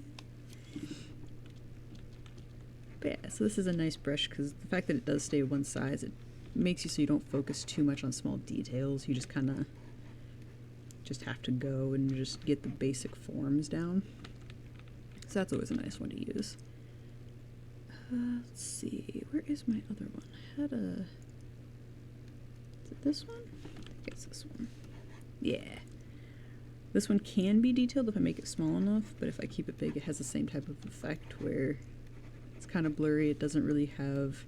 I can't get too detailed and, like, distract myself. I like doing sketches like that. And then, yeah, that's my backup file. And then eventually we get to the line art, which has all the... Oh yeah, my references, so you can see their actual characters.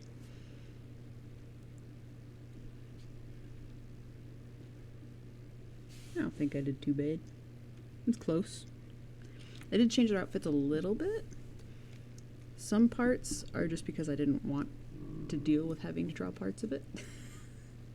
Other parts I thought they would just be neat to have like a different type of outfit, so I just changed it.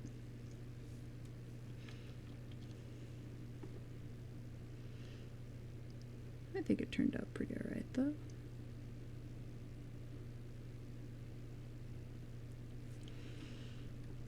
But yeah.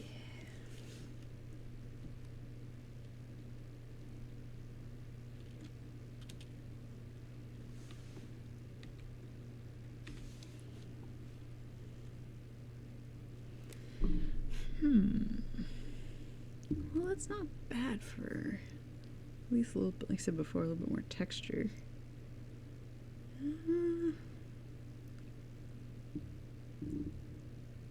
Yeah, I guess from this point I could try and work on the flip side of this.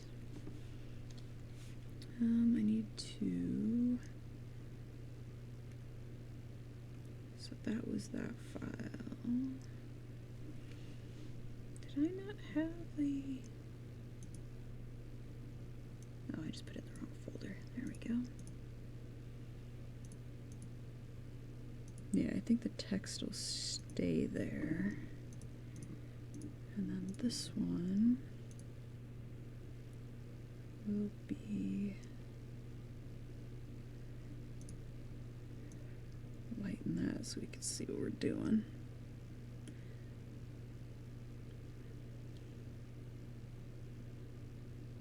Okay, so this one will be the horror version.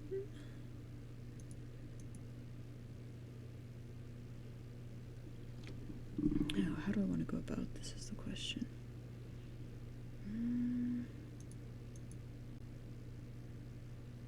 So we're going to have to change their expressions. So we're going to have to go in and delete those faces. But how do I want to do that?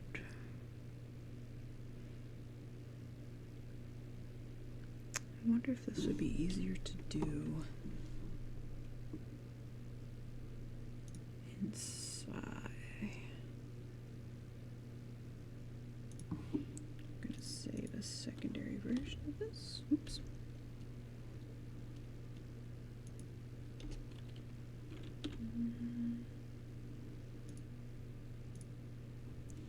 And then we're going to go over here. We're going to open up Sai.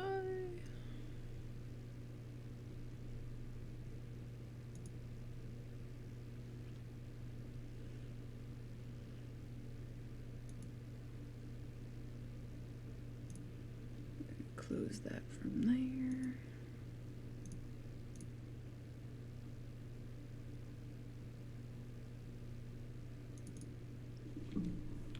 Okay. Inside, we have a little bit better of a selector pen, so I can separate these out a bit easier.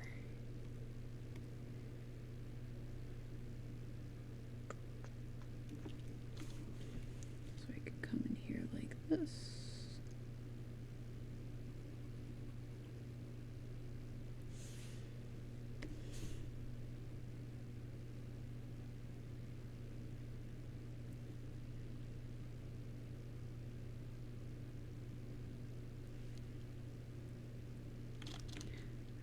I definitely should not have saved the expressions on top of everything else before, but we will deal with what we have.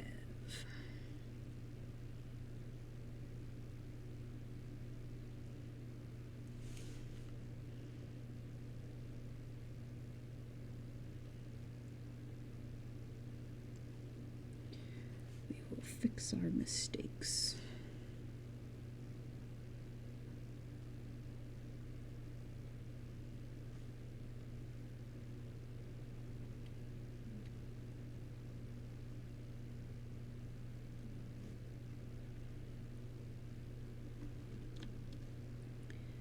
Even if it takes longer than it should.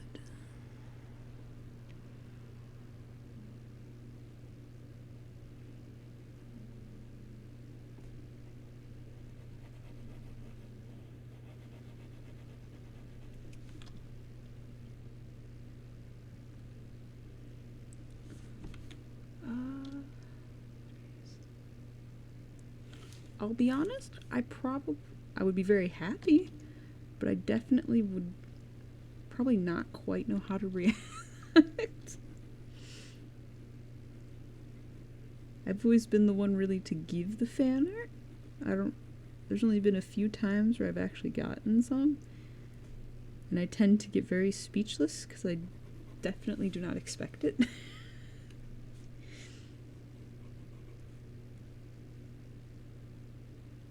It'd be pretty cool. I'd definitely be happy. Like I said, I'd probably be speechless though, and would not know what to say.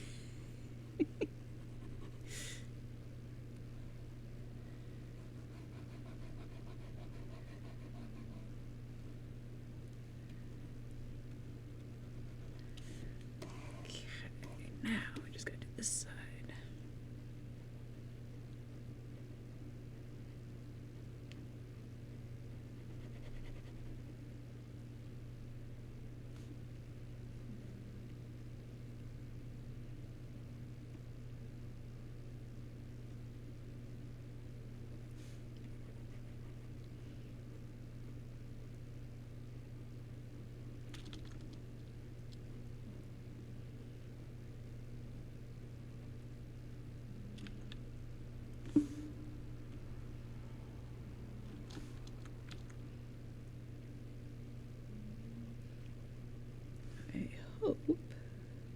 It looks like this is working, but I just hope it actually does work as much as I am hoping. Yeah, this spot might be a little bit tricky. I definitely have to redraw some of this, but that's okay. That's alright. As long as I can get the majority of it out of there.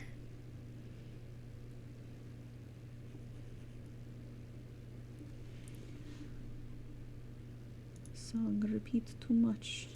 Different song. Yeah.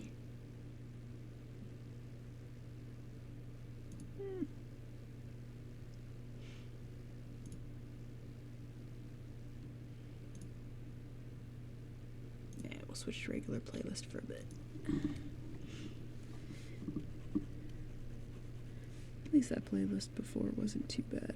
Something I can use in the future.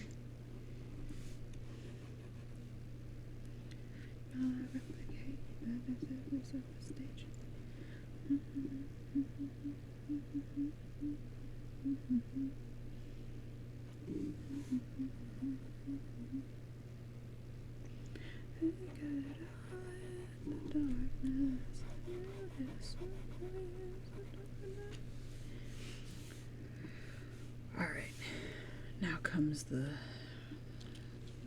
test. Actually, there's a few fragments, but that actually worked out pretty good. We're going to keep it on there just as a reference where those parts should line up. Now we just have to fix these lines, which is probably better to do back in the other one. So we'll save it again.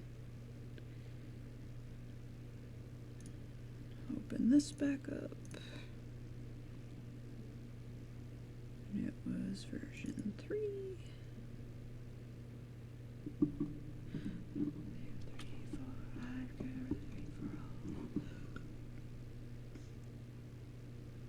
Oh, probably not. Anything I've heard about raves has always been very much that you would not keep your hearing, probably.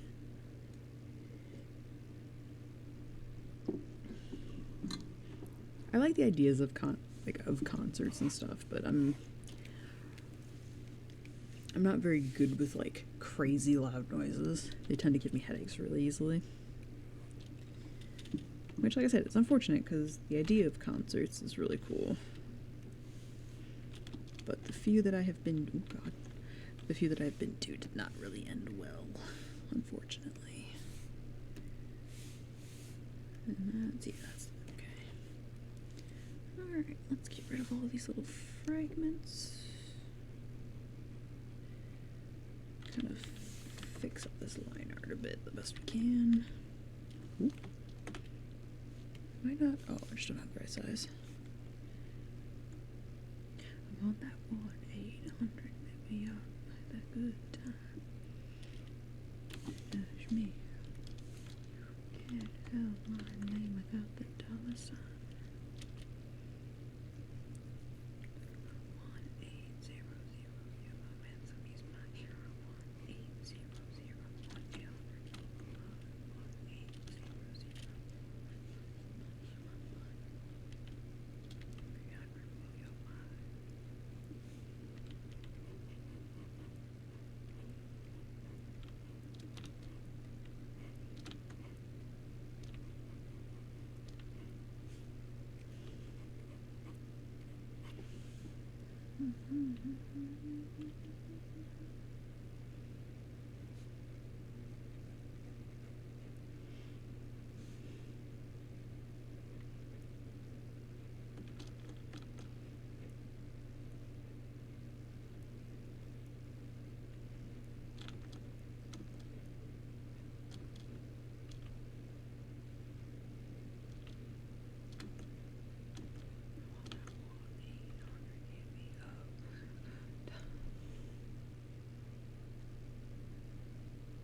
Oh, yeah.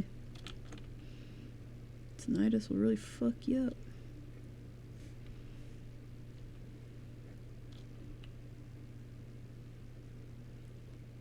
Thankfully, the little bit that I have of it doesn't really hit too often. It's only once in a while it starts ringing like crazy. But when that does happen, it's annoying as shit, so I can only imagine having it on a more regular basis.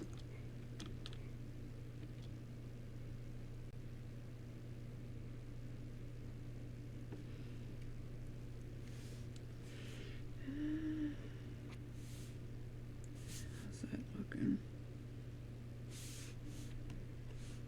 That's pretty clean. Should look okay from a distance.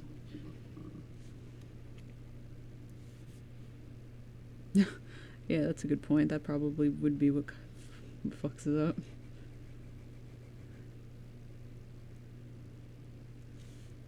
I'd imagine most people that go into that probably come out that way.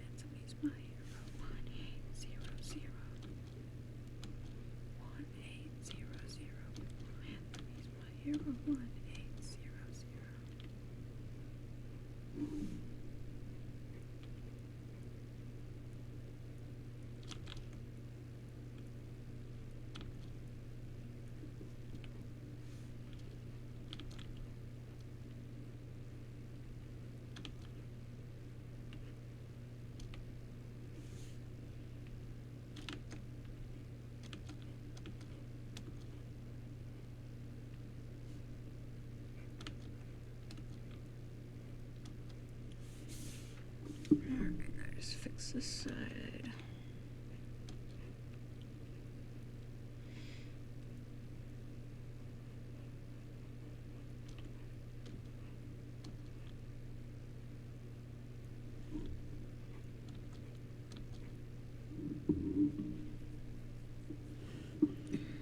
Okay, I think that actually ended up pretty easy. Okay. Now, I basically need to take this, lighten that a bit. And now, we need to figure, oh, sorry, that was my chair. I forgot it's clicky. We're gonna hide the text. So, well, no, we shouldn't hide the text because we need to see where that is so we don't go over it too much. Okay. We will make it lighter though. That way it doesn't get too in the way of our sketches. Yeah, I'm gonna try and figure out what parts I want to actually change on it now. So I definitely wanted to add, like I said, the tentacles, finianners, probably demon wings for Mouse.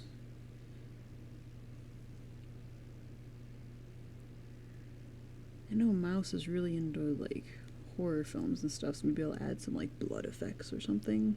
Not anything too bad, but like just enough. And then probably change their hands. Obviously the expressions, but let's see. How could we change their hands here? This one I could have it be more like, I should make that a little bit lighter. Just so I can don't get too influenced by what's already there.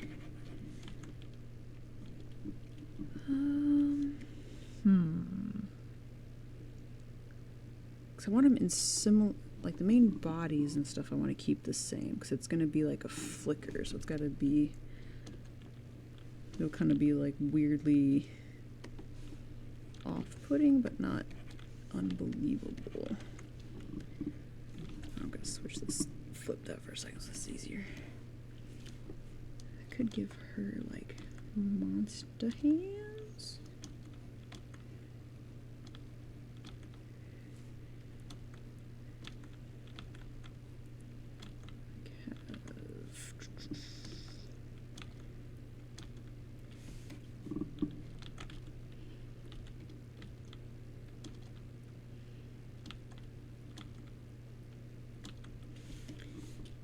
Have some like big old monster claws or something over here.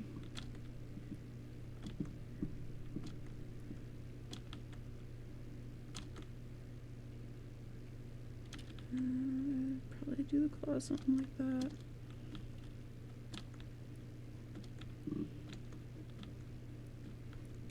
Oh, I hate this part of the song. There we go. Too much repeating in songs makes my brain hurt.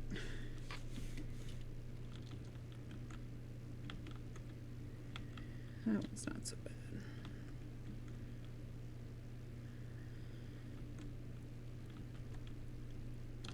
Okay.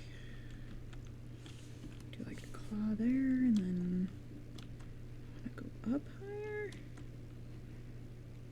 Like that.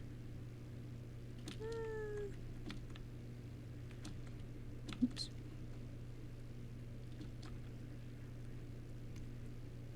I feel like that's too relaxed.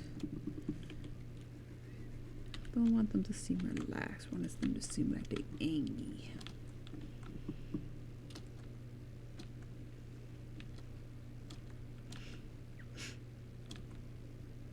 It's probably like here-ish.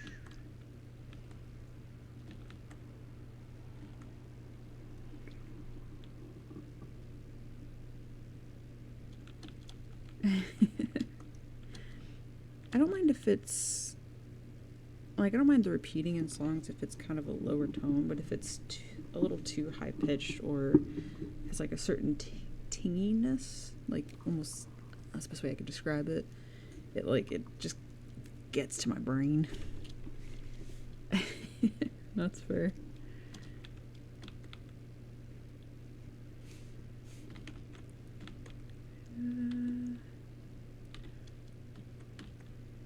Take this one.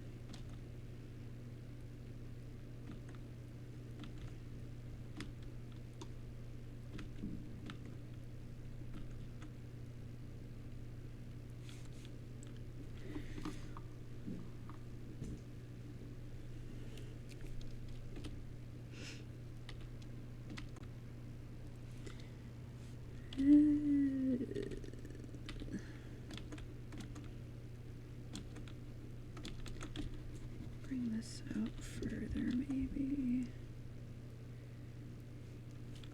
And the last finger will kind of be hiding behind. Oh,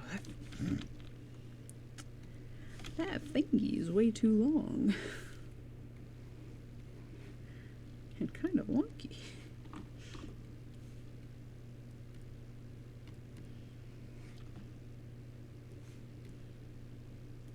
Still looks kind of wonky.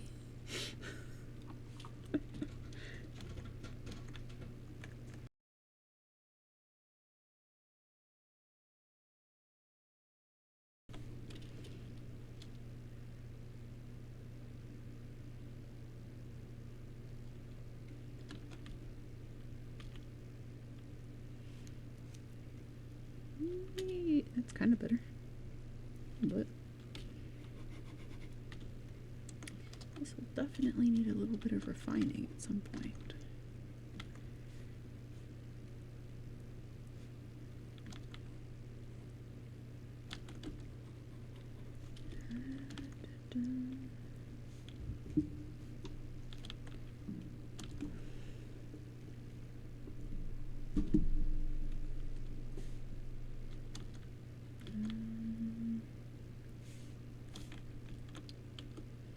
Maybe I should just...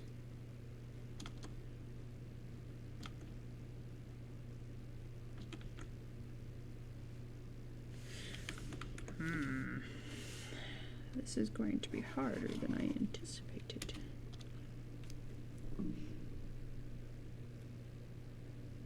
I could do it like...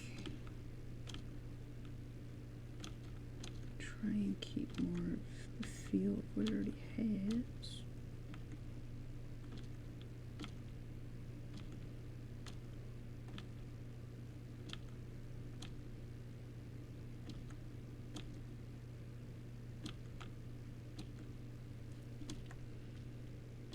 I feel like I want the claw to be longer. I'm not going to try and define that too much yet, because I think that's messing with me a little bit.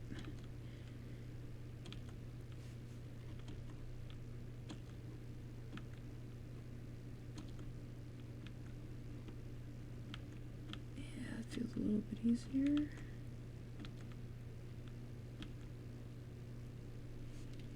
That feels a little bit better. A little bit better form to it.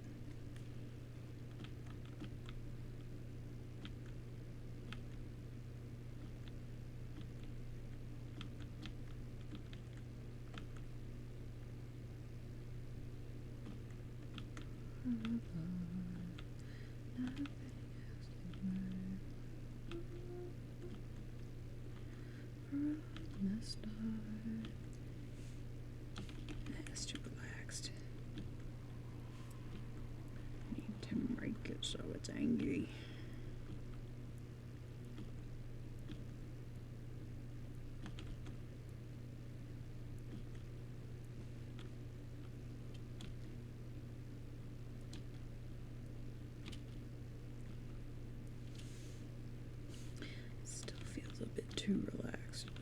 can probably fix it more so once I do lines.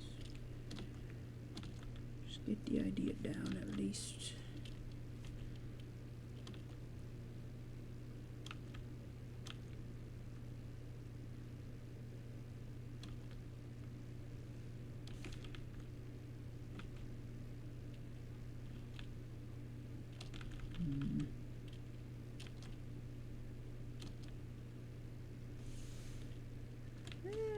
It's kind of okay. It gets the point across at least. And I would have the sleeve on top.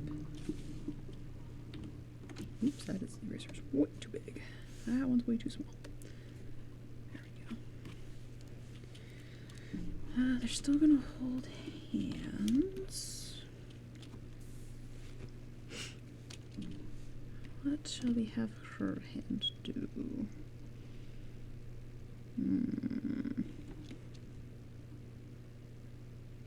Could have her hold buoy.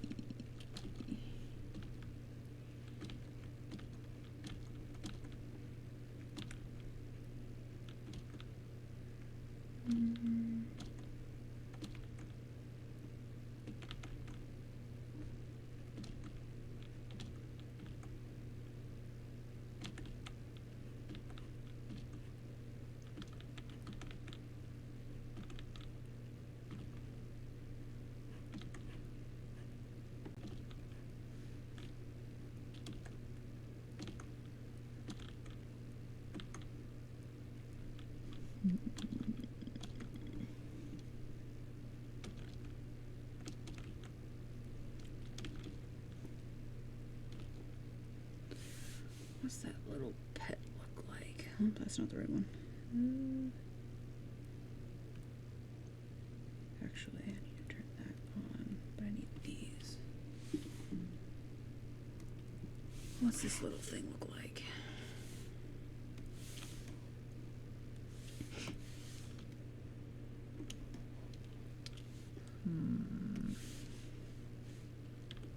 So it's like a little round body. Got a big ass head.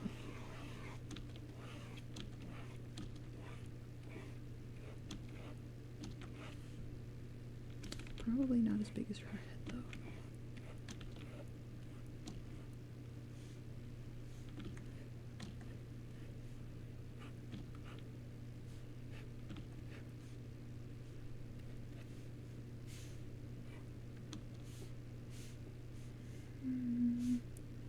Interesting horns.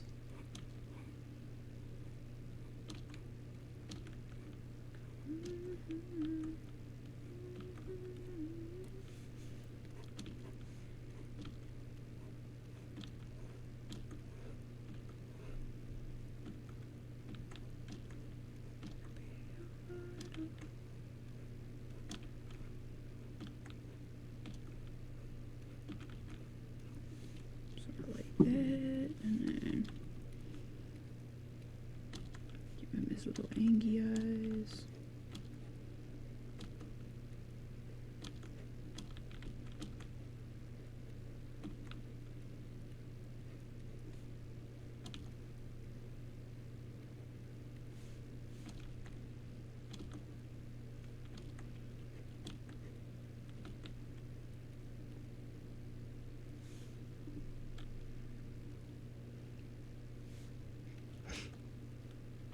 He has an extra eye on his forehead.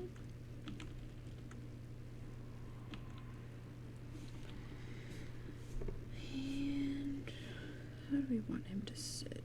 He could be like holding on to her finger, I guess. Why do I keep touching that?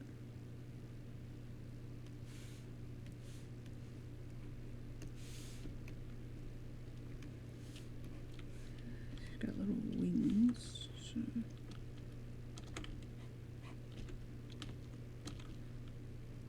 could like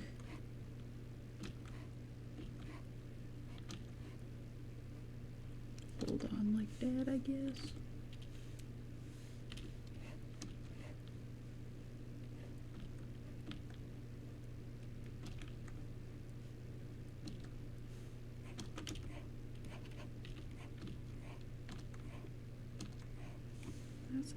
same length? Yes.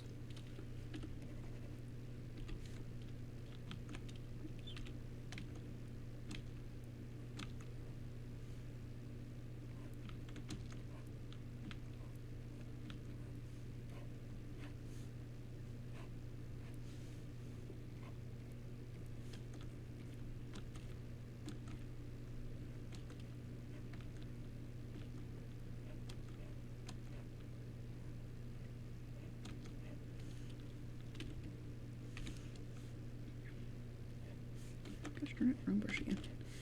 Let me body.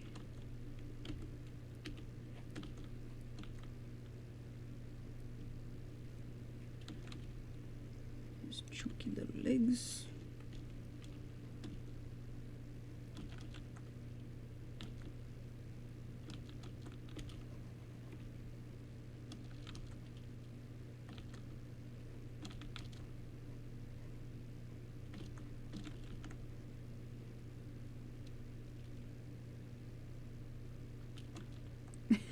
No worries.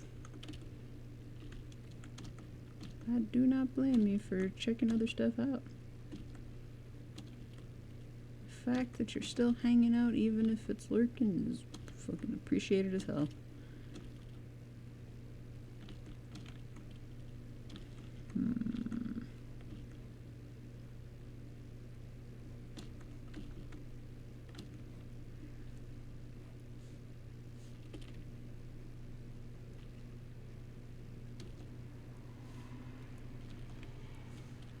That's probably good enough. Alright, and then her finkies, she will come mic right here.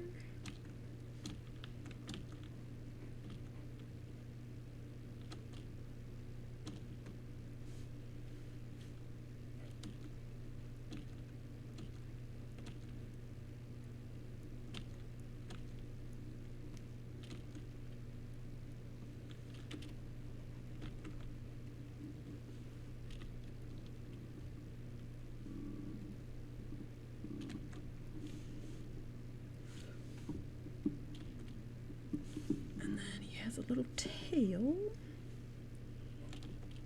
which I would imagine could like come out from between the fingers.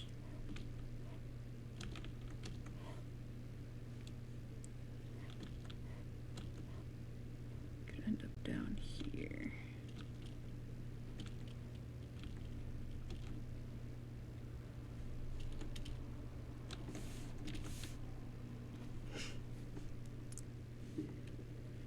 And he's got like a little collar, it looks like, of some sort.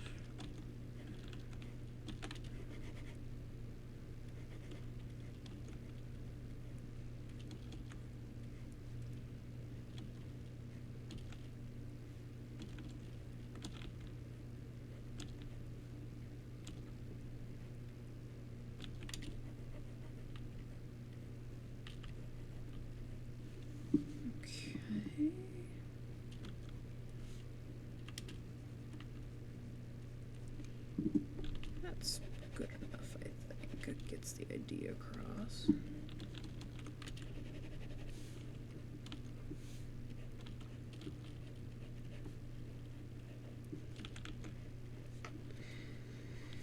Okay, so that's that.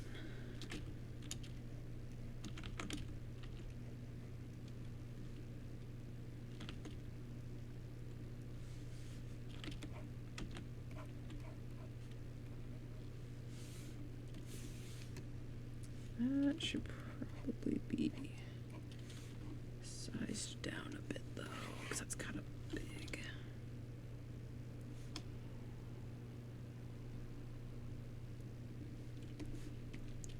That's better. Okay, so we got the claw, we've got that. Now we kind of want to do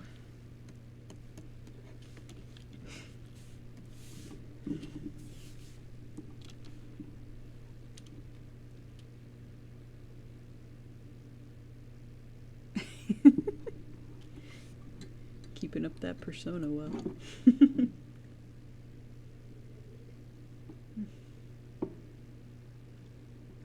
Yeah, when I was checking out that iPhone thing, I took the risk of looking around on like eBay, and it's like on one hand you have these people who are like, oh yeah, this shop has, you know, a bunch of great reviews, but then you see the prices of them and you're just like, I don't see how this is legit. This feels way too risky.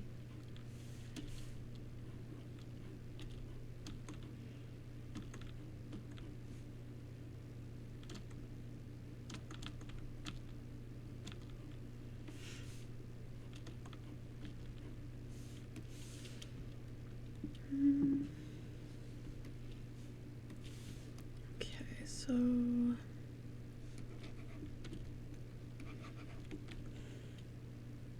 how do we want to do this so it looks good? I mean,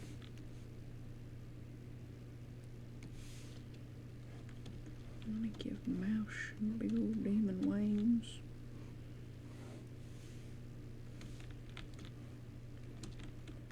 But have them look good. Why is that still pulling?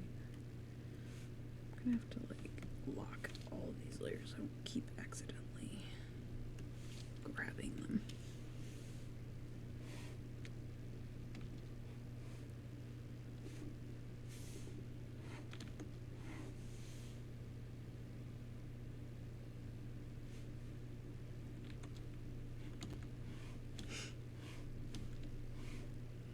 Yeah, that's fair. As long as you can actually see it, yeah. You know it actually exists and you can double check it before committing.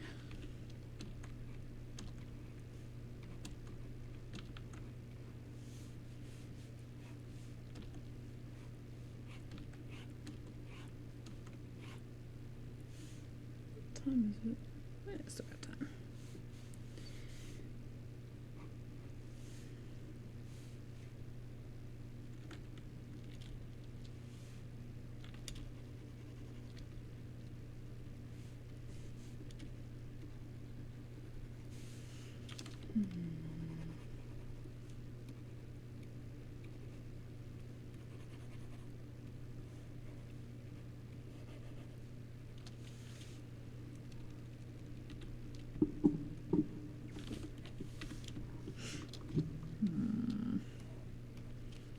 And for the others, we have like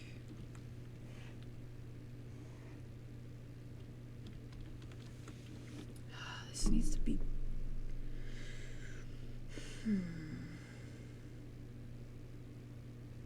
Actually, why am I trying to keep this within? I could go past text. I don't have to use that as a border. Oops.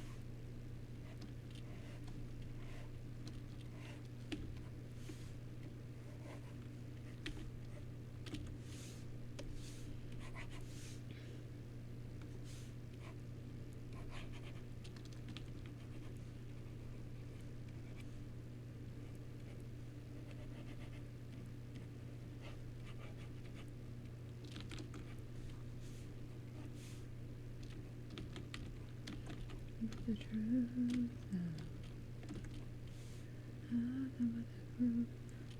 what I am, worse than what I came from, better than I'm ashamed of.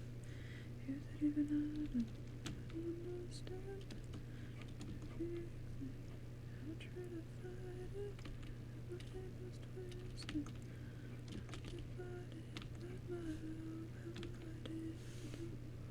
I didn't trust you. Side. That's a lot.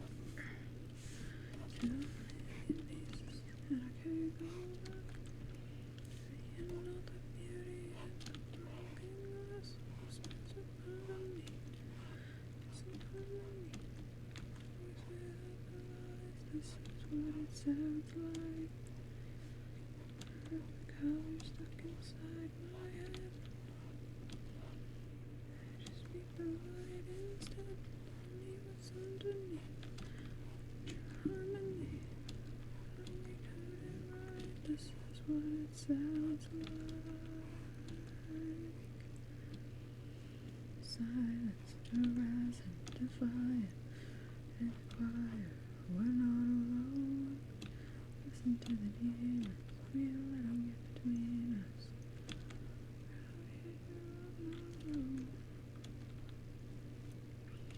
It is kind of hard to imagine, isn't it?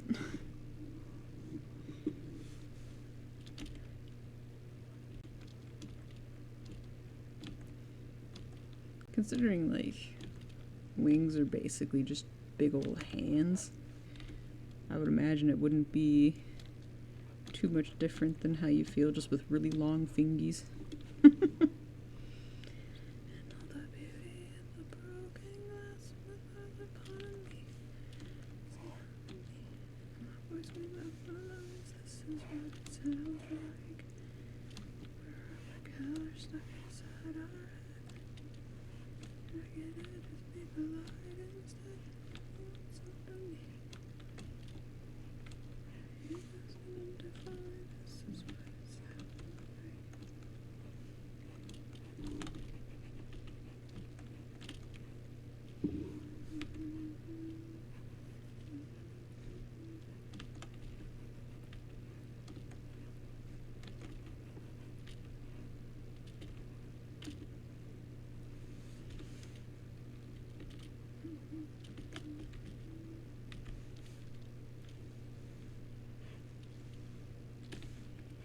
This is what it sounds like.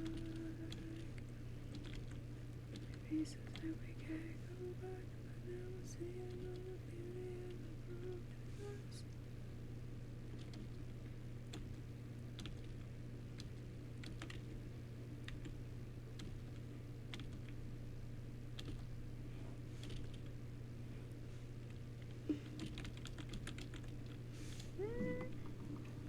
Probably just depend on when you got them.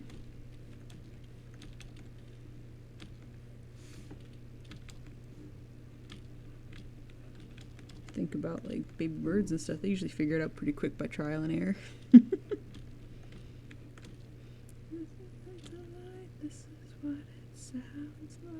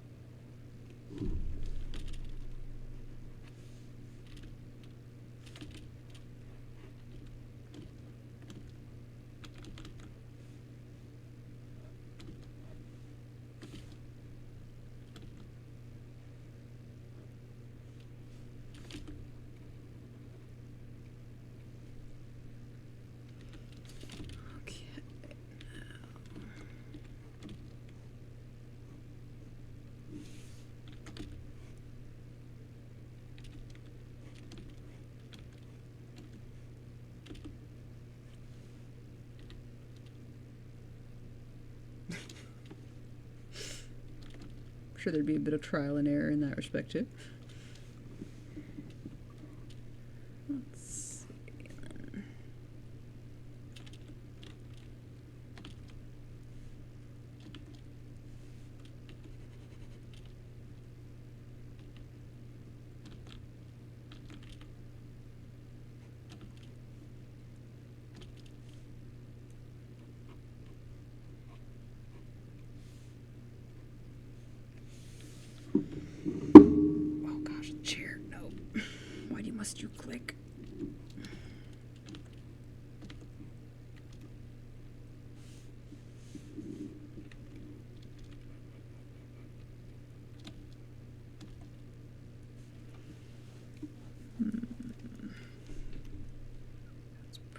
probably okay for that regard. God dang it, I knew it moved it. You little bastard. There we go.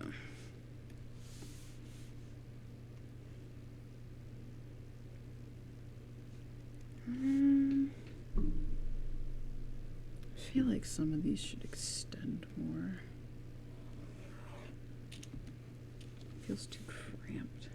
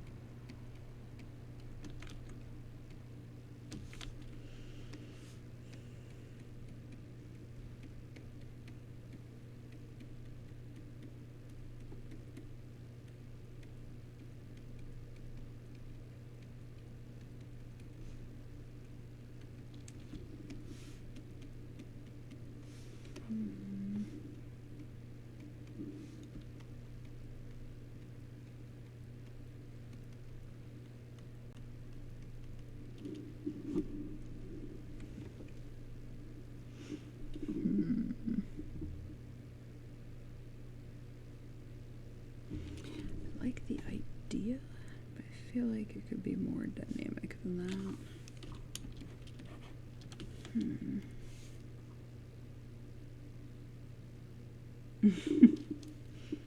It probably would be really cool.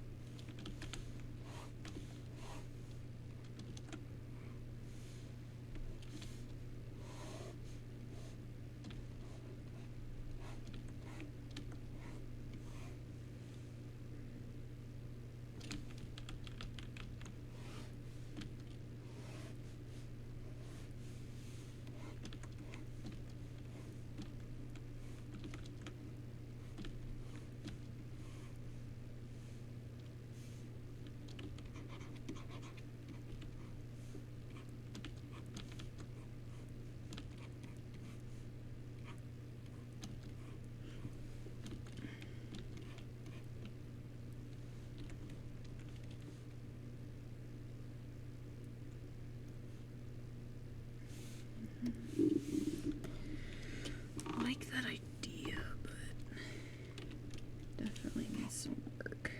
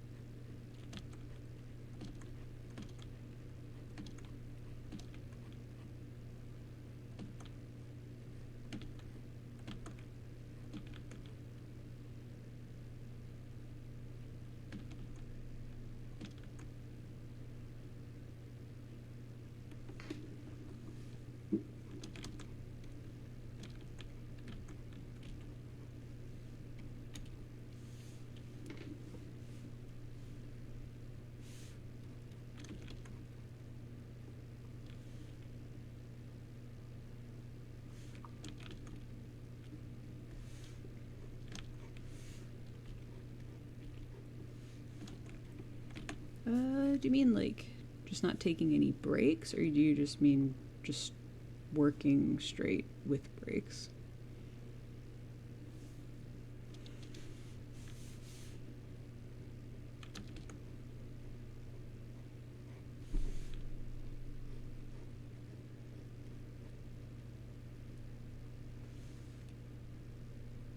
With breaks?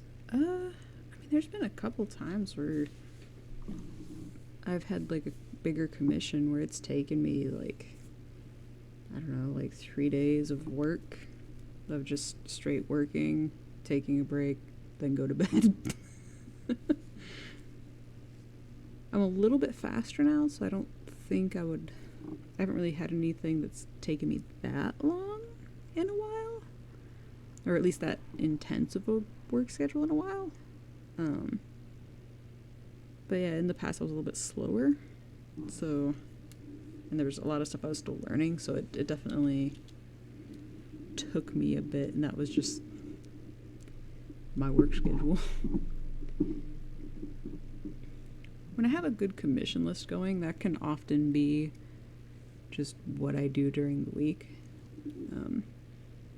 Unfortunately, not all of them are, when I do get those, not all of them are like available to be streamed, so I usually have to have at least a few days where I'm not doing this so that I can do those. Like right now I have 2 that I can't actually show, which is unfortunate, so those are done off screen.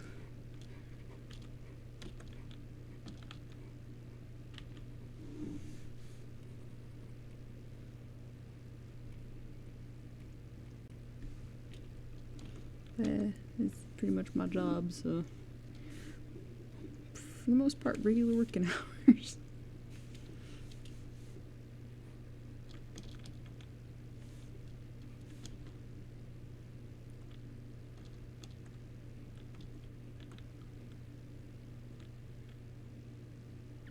Yeah, usually when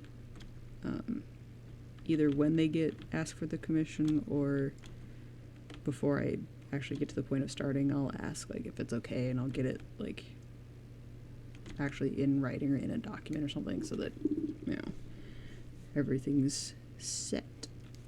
But yeah, I always ask just in case, because I'm not gonna force them to have their stuff done on a stream, and honestly, like, not all, sometimes images are like GIFs or for somebody, so, or they're for a project or something and they don't want it to be shown yet, so I always make sure to ask just in case.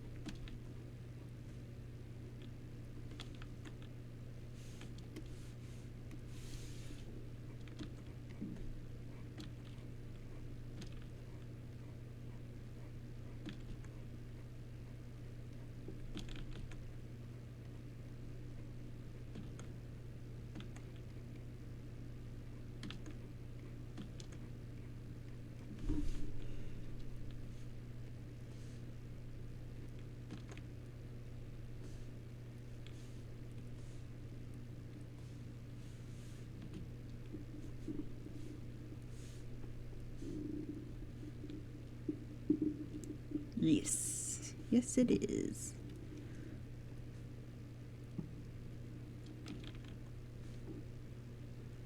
Probably add a bit more, some more eels. Not sure where yet, though.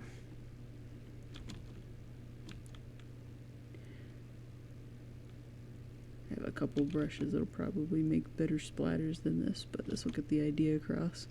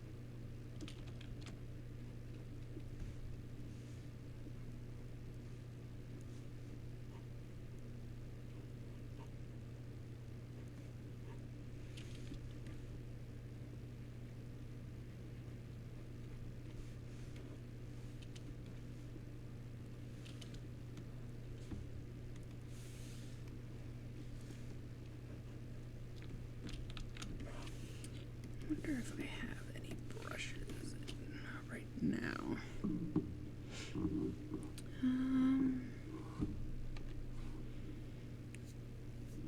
Do I have any liquid brushes?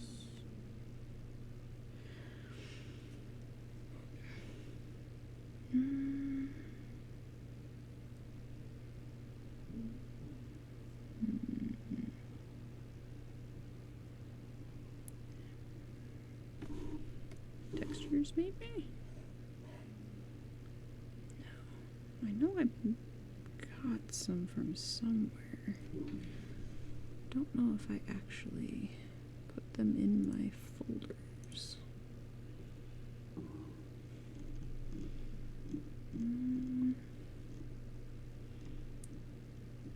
Horses and chains and hands. Oh, those are smoke brushes.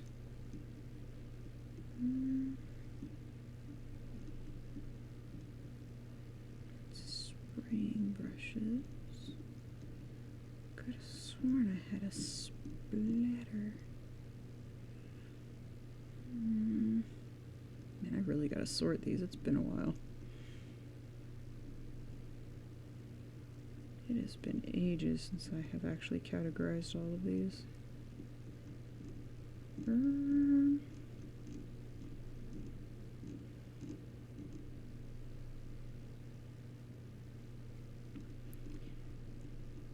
For me, sometimes hands can be the hardest part,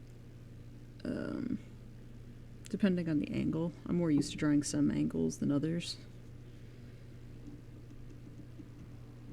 That's why I like having some of like Clip Studio has like a lot of free assets you can use for reference and stuff like that if you're having a hard time.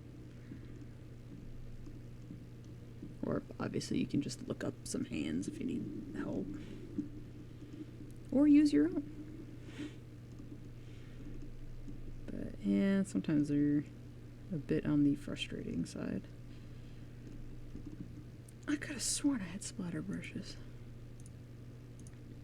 This is giving me a dangerous reason to go to the asset store.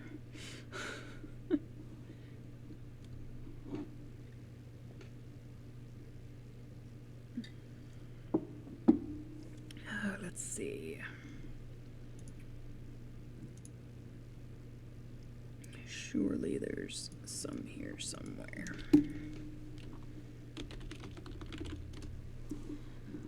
Splatters.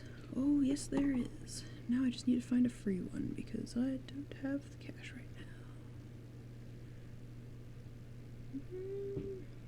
Some of these it says that I have already. I don't remember getting these. Crackle dots. Ink splatters might work.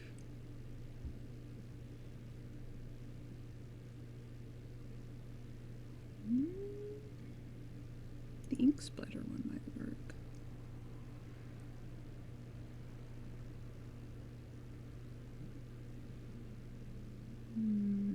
That might be good. I'll try that one.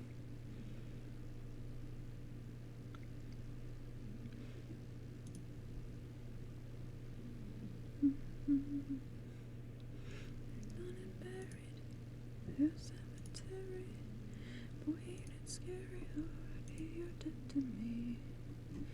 Gonna bury it, hope you're buried. Ain't it scary, already you're dead to me. Alright, let's see. What would I put this under?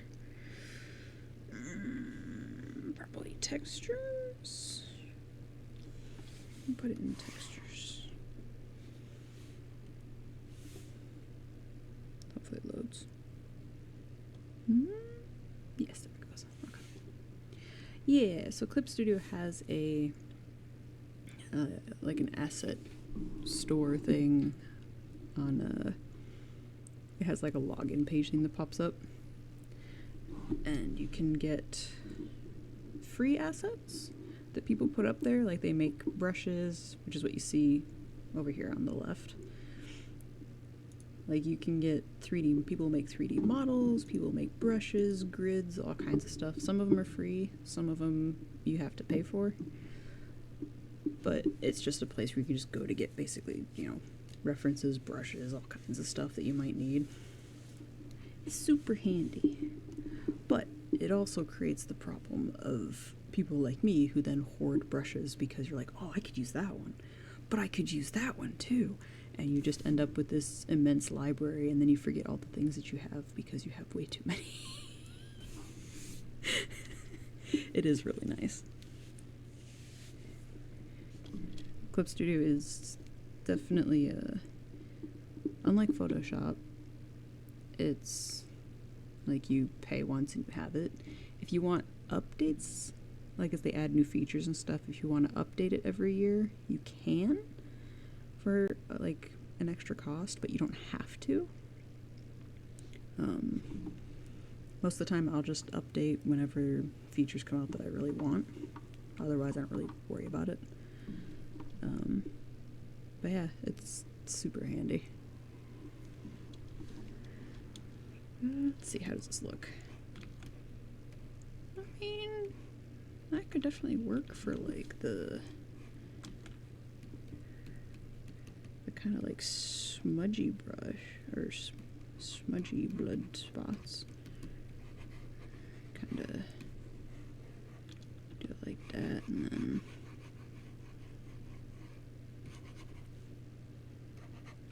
actually kind of works for like the blood spots that are more like a stain. It's not bad. Okay. What else do we get here? What is this? That's dots.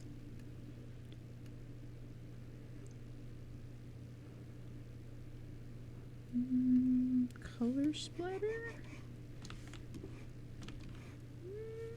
That kind of works too.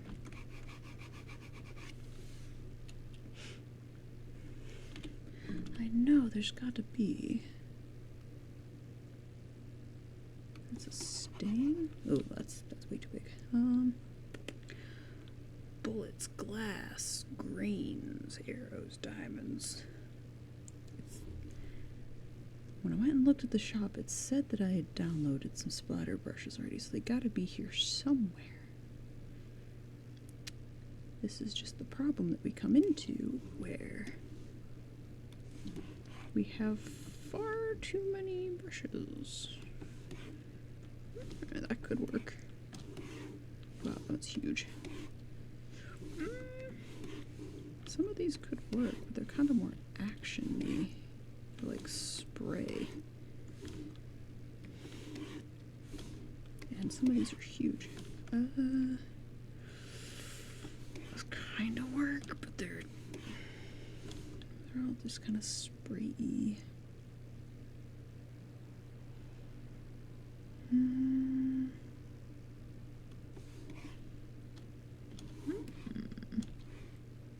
That one might work if I make it small. Oh, that's a little too small.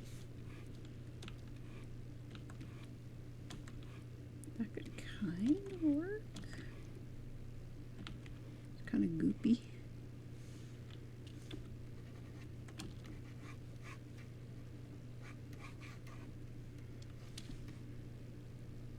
Yeah, that could kind of work for some of the parts.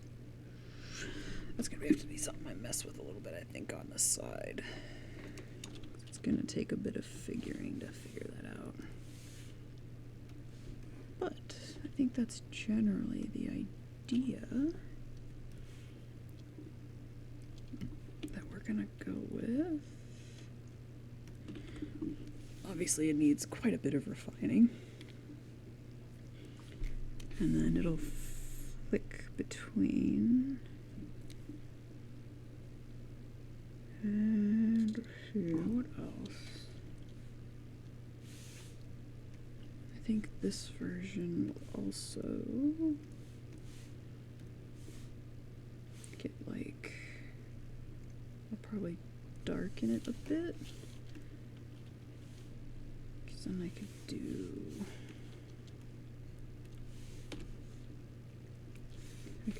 If I darken it a bit, I could make them do the kind of like glowy eye thing.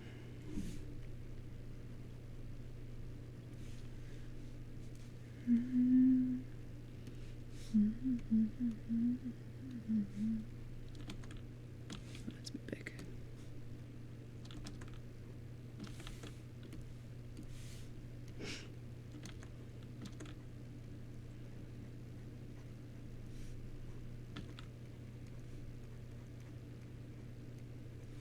Yeah, we could do the whole glowy eye effect, which is always nice. Do it on the booby too. He's gotta have some glowy eyes as well. Can't forget him.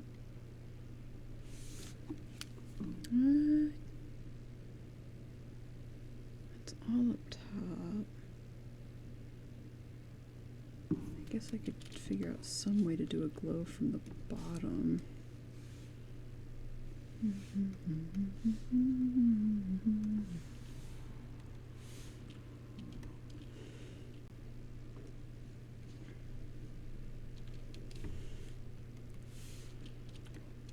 Somewhere down here we could have like a...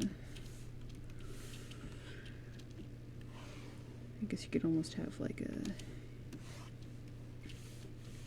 hellfire effect from the bottom. That's a bit big. Just put this on its own layer so it's easier.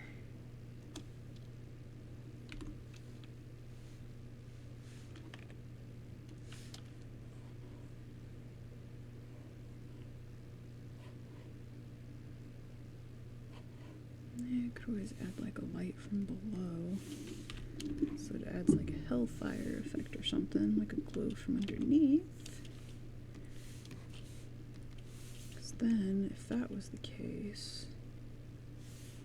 Is this my lines? Yeah, it's my lines.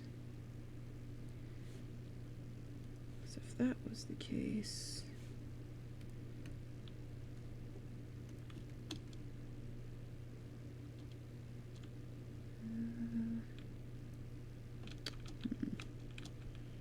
I'll just put a thing here, just separate it so I know where my thing is. Okay. So if we did that, then we could add...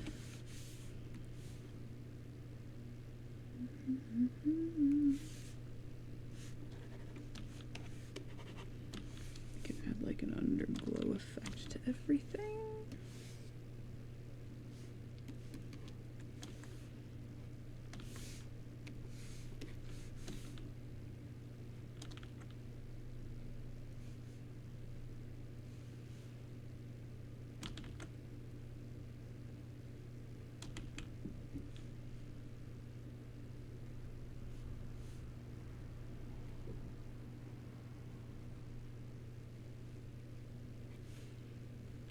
Instead of it being lit from above, it'd be lit from the bottom instead. So it'd be completely different from being like flipped from the other one.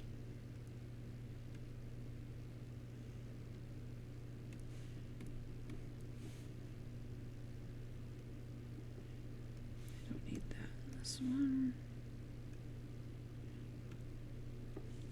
So we'll have like normal, happy, good, and then it'll flip to that. And it'll flicker back and forth if I can get the animation to act the way that I want it to. Oh shit, I just realized what time it was. It is time for me to get going. At least I was able to get the sketch for this done. Well, thank you for, again, stopping by and chatting. Yeah, like a light flickering. I know, I'm sorry. Unfortunately, this is about the time my partner gets off work in a little bit, and then we both go straight to bed. Because he has night shifts, so. But yeah, thank you for coming again. You have a good night as well. And anybody that might be lurking, thank you for stopping by as well. Just stopping by means the world. Thank you again. I really appreciate it.